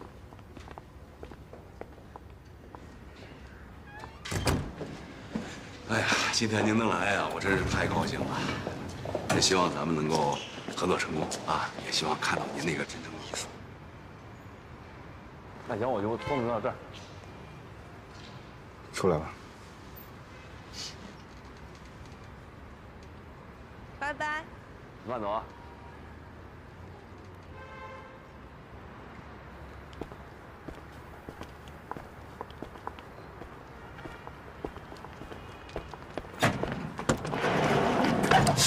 有病啊！看出来了，就你闲。你们怎么找到这么个地儿的？想知道啊？啊，保密。肯定是老魏。明白了，那小雨呗。上钩了没有？魏队运筹帷幄，宋处随机应变，他想不上沟通难。本来这活是我的，看不上，他非说我这气质不符合老百姓形象。哎，我倒是觉得宋处这话说的对。不是，人家主要是为了跟开颜搭档，你还没听明白这话？你闭嘴吧你！哎，行，你幸亏没去。我跟你说，就这货他就是一变态，他完全瞧不起女人。他说什么死亡是什么那个什么最高的艺术。我跟你说，你要去了，早给他扣了。你去？他说这话了？对啊，我在那都瘆得慌，你知道吗？怎么了？聂小雨看的书里边也有这句话。嗯啊？谁？不，岳爱卿。哦。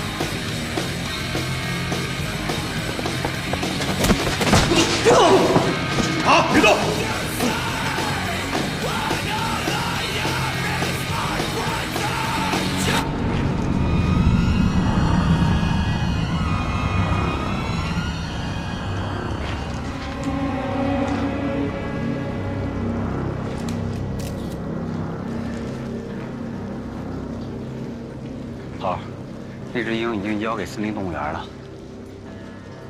要是于爱卿受害的时候，咱们在就好了。哎，你看，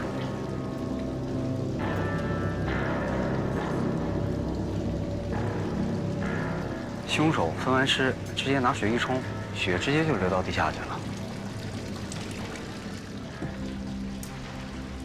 但是缺了个东西，邪纹宗教。它用完之后可以烧毁啊。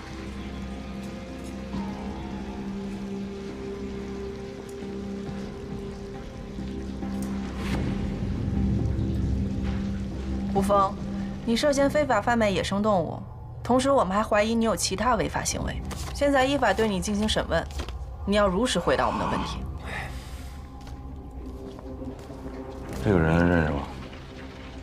人？我为什么要认识他呀？我认识你们俩，还谁呀？那陈海平呢？你总认识吧？认识，我妈同事。你是不是追求过他？自作多情。正面回答我问题。是，我承认我曾经一度对他产生过兴趣。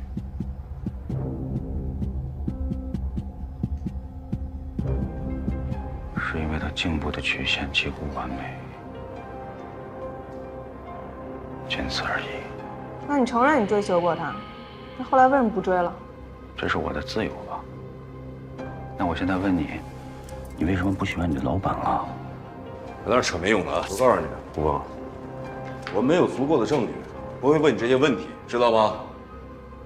问你是给你机会，要觉得你不回答，我们就没有其他的办法。好好的看看这个人认识吗？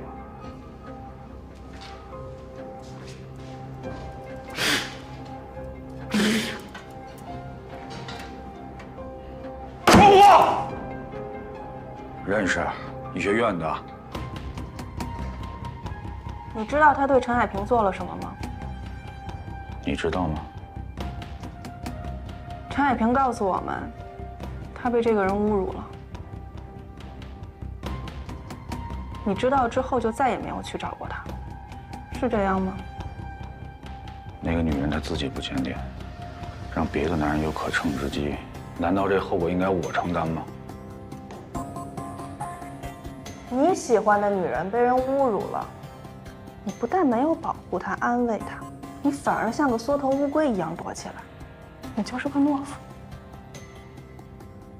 你只配在废墟里摆弄你那些让人恶心的艺术。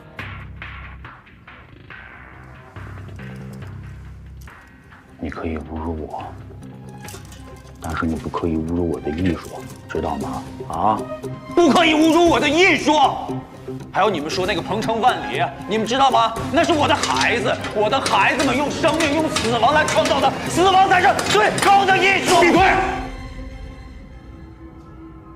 小波，我带去。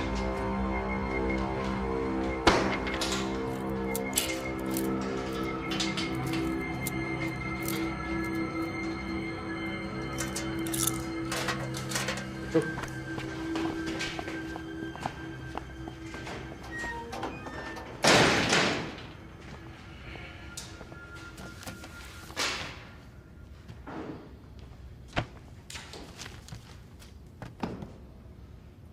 佩安，哎，喝水。不渴。一会儿咱俩去吃宵夜吧。不饿。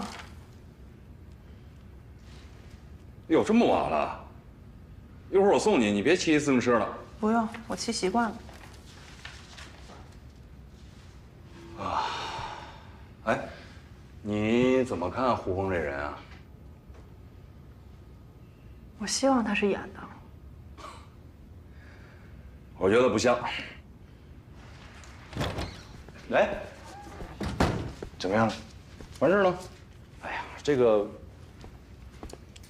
胡峰啊，他就觉得自己特了不起，那我觉得啥也不是。你咋这么情绪化呢？这应该不是一个审讯结果呀。他的意思是，这个人外强中干，反而不像薛家健那么难对付。他承认自己知道陈海平被强奸的事情，但是从他的反应来看，他把更多的不满是放在了陈海平的身上，对薛家健没有太大的仇恨。就这么说吧，就是一怂货啊！不管是杀人碎尸还是抛尸，哪一项放他身上都能吓尿了。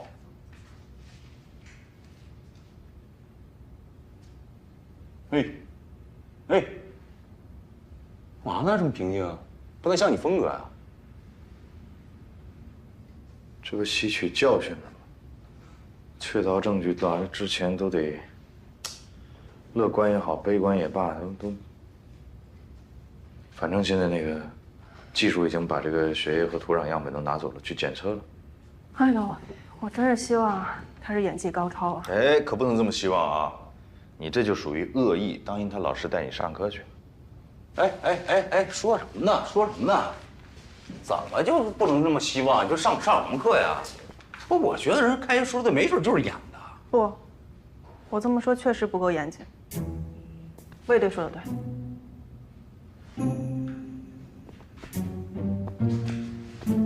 不是，开眼你听不出来我是？哎，大哥，哎，你没事你走吧，行不行？啊，你这身上都有味儿了，你回去洗个澡。我作为处长，我给你放假，你明天中午来上班，行吗？你心有这么好？我关心同志不行是吗？感谢你的关心。那这样，宵夜谁去？我不去。大哥，你等会儿，我那个就是肚子，我就是刚才咕噜咕噜叫了。不行，你等会儿。我明天能请一整天的假吗？有点事儿，宵夜去不了啊，抱歉。那个，他这不去了，你是不是也不去了？确实有点晚。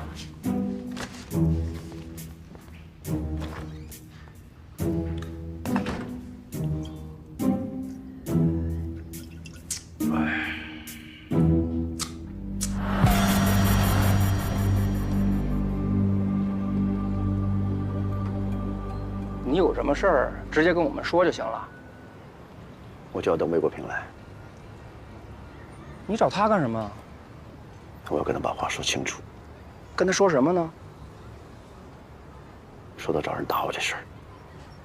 你刚才自己也说了，打你是谁都不认识，你怎么知道是他找人打的你呢？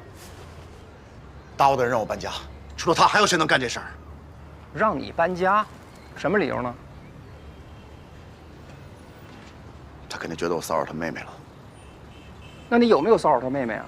我没有，请你不要冤枉我。我没说你有，我不是得调查清楚吗？他没有骚扰我，我可以保证，我哥不会对你做这种事儿。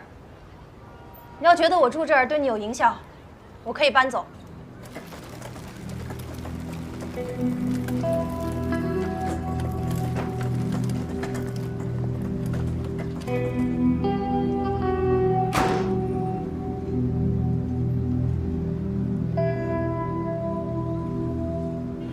下次再来啊！他们上次说的那个，你们的蛋糕，谢谢老板。哎，咖啡怎么样？挺好的。那就行。你怎么来了？我觉得挺好喝的。哎，小郭，弄杯咖啡。坐。你怎么来了？王德发怎么回事呢？啊，我找人收拾他了，那么不老实。哎，这么大的事儿你也不跟我说。谁让你去找他的？还动手？那肯定是他们几个呛起来了，打两下没事。呛起来也不能动手啊！什么叫打两下没事？我妹妹的事儿，你别掺和，我自己能解决。你怎么解决啊？你能打他还是能骂他呀？我至少能把我妹妹搬我那儿住去。搬你那儿住，你那么点儿的地儿，你们俩怎么住？我可以上别的宿舍去啊。那谁照顾他呀？行，你别管。哎，这样搬我那儿去啊？行，我再给他找个保姆。我说真的。别折腾了。不折腾，都一家人。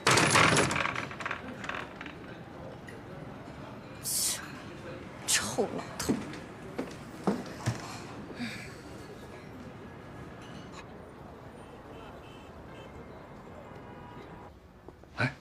坐吧。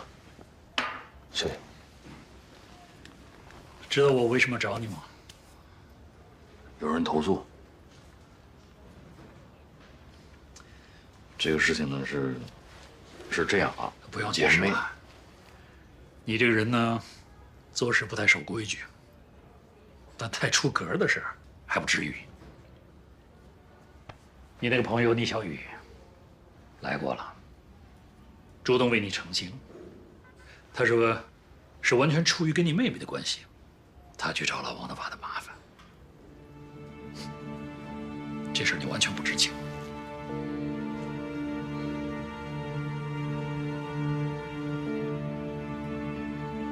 对，是个不错的姑娘，可惜。您放心，我会协调好这个家里和单位的事儿，我不影响工作。王德发那儿，我会找人再去做工作。就算他实在不愿意搬走，起码做到井水不犯河水。谢谢。要，我先走。好。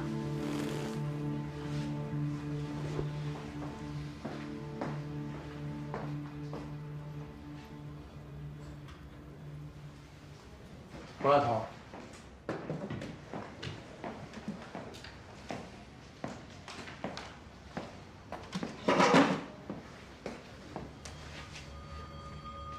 愁眉苦脸的，一看又挨批了。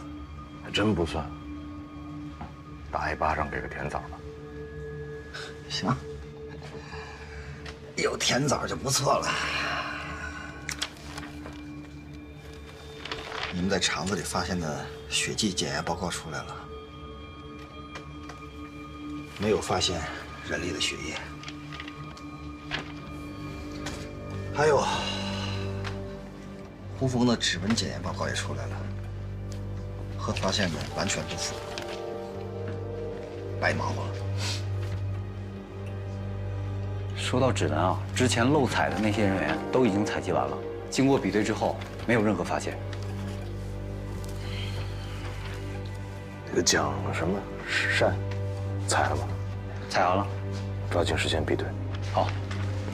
头儿，我们去邮局也查过了，每天从医学院，发出的信件实在太多了。哪些是于爱琴寄出的就很难查，更何况他很有可能从别的邮筒寄出。收信情况怎么样？学校也核实过了，除了家信，于爱琴没有收到过其他来信。不过我也会继续调查还有没有别的收信渠道。哦，对了，那个罗斯提供的生日聚会名单也已经核实过了，没有发现疑点。还有那些冷门书的借阅人，初步筛查也都不符合作案条件。那也就是说，现在所有的线索都断了。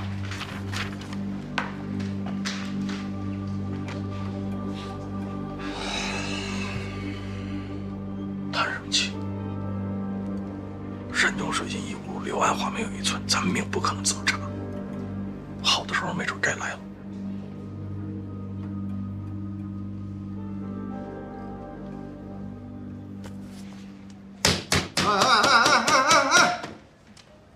都给我振作起来啊！咱们这一路走来，虽然没钓到什么大鱼，虾兵蟹将可钓了不少，对不对？啊，开心点啊！还有咱们破不了的案子吗？啊，好。山清水净哪有路？柳暗花明村在哪儿？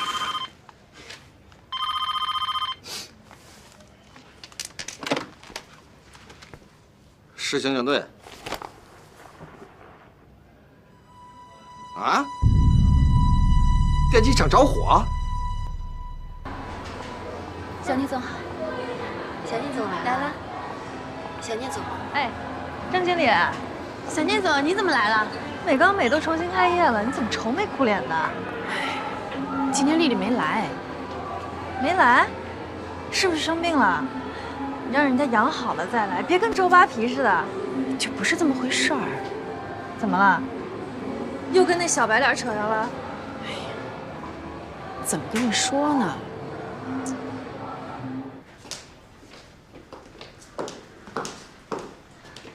丽丽，小雨，哎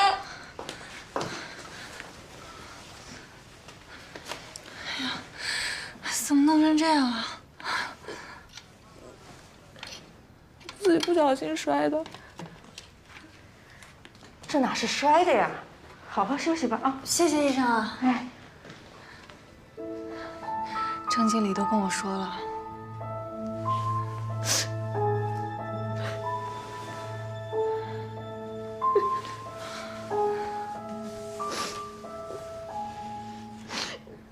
他就是个混蛋。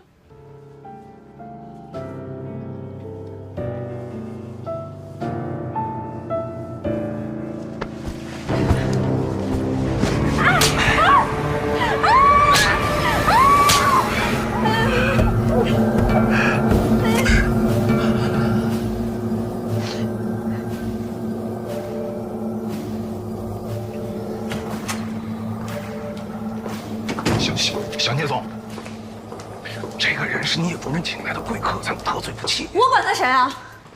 谁也不能这么祸害女孩。祖宗，我没法跟聂主任交代呀。那我找魏国平，我就不信警察还治不了他们。小聂总，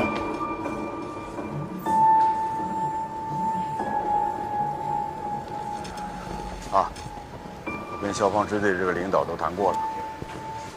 国平啊，你对这儿我看比较熟悉，师傅们也都信任你，安排你带队还有分局，一起跟这个消防支队组成联合专案组。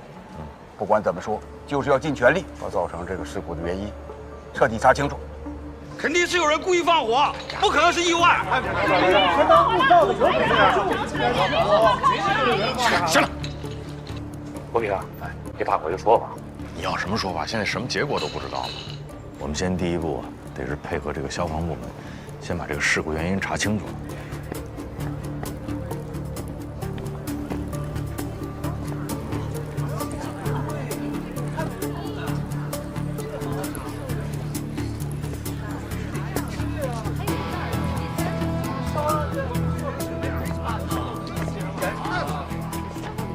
大家放心，好吧？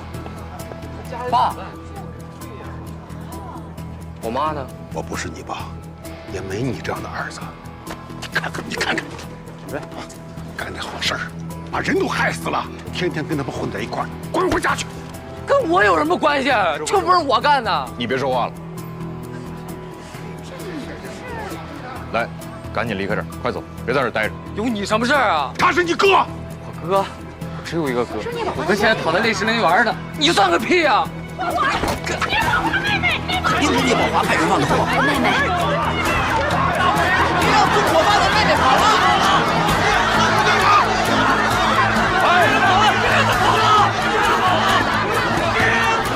赶紧走！快！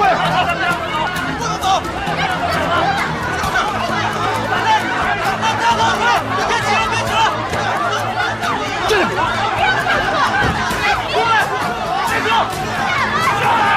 把那门挡住！挡住！都挡住！这是谁干的？不是咱的兄弟，我都问过了。问有用吗？去，把人给我找出来。好。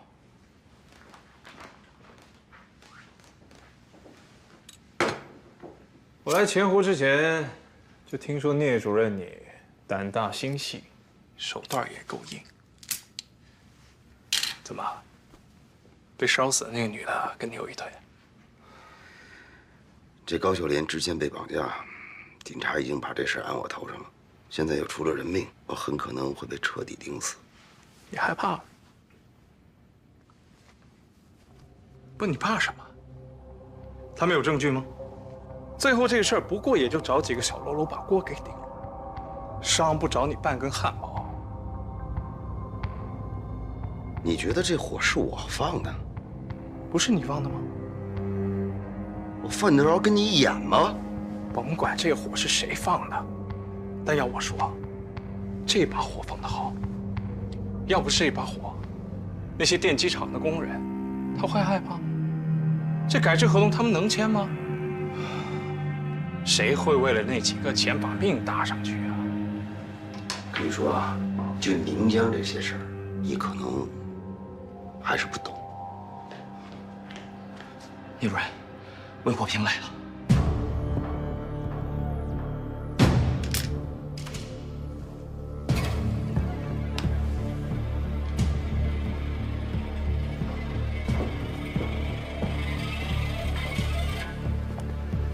哎呦，老聂，哎呦，稀客，哎呀，特意过来的，哎，路过来了解一下情况。出事了？出什么事儿？你不知道？电机厂失火了，我正在琢磨着该为他们做点什么。哎，你这发小可以啊，没忘本。他是，都是一个院出来的，我这么想，也是应该的。哎，电机厂并购的事儿怎么样了？二哥，你这时候跟我提这个，什么意思啊？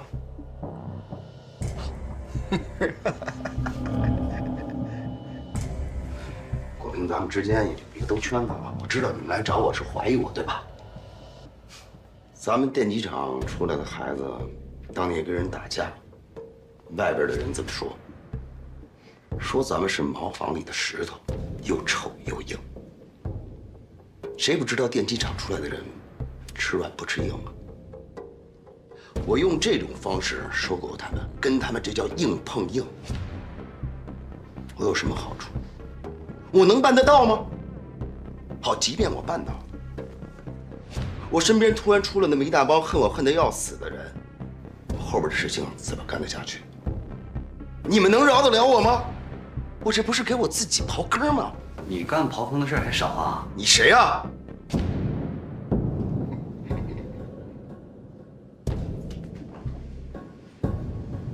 还一句话，兔子不吃窝边草。电机厂就是我的根，我的家。所以这件事你们不查，我也得查。所以说，二哥，你说你这时候跟我提这事儿，干嘛呢？哎，你激动什么呢？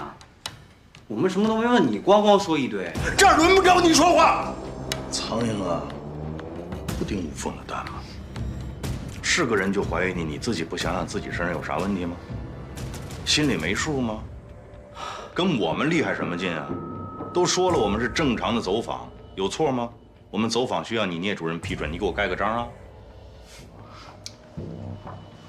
走吧，二哥，查案子啊，也轮不着你。走，二哥慢走啊。然后那个你赶紧去到那个豆芽桥派出所，你妹妹在哪？他怎么了？我在现场被围攻了，国平把他救出来了。还有你这么一个哥呀？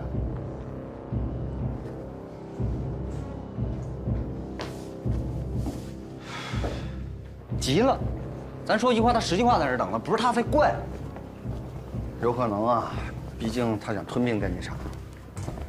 你看呀，要不要对他实行监控，查一查他近期和什么人有往来？不像他。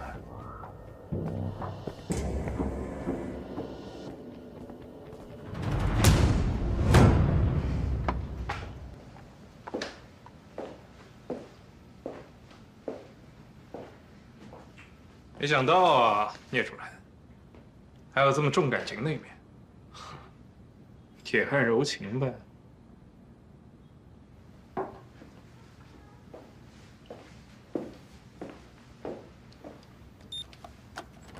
你不知道的还多着呢。技术部门的鉴定报告已经出来了，可以肯定的是，电机厂这次失火不是意外，而是有人故意纵火，造成了2人死亡，上百人遭受到了身体和财产的严重损失，有家不能归，性质十分恶劣。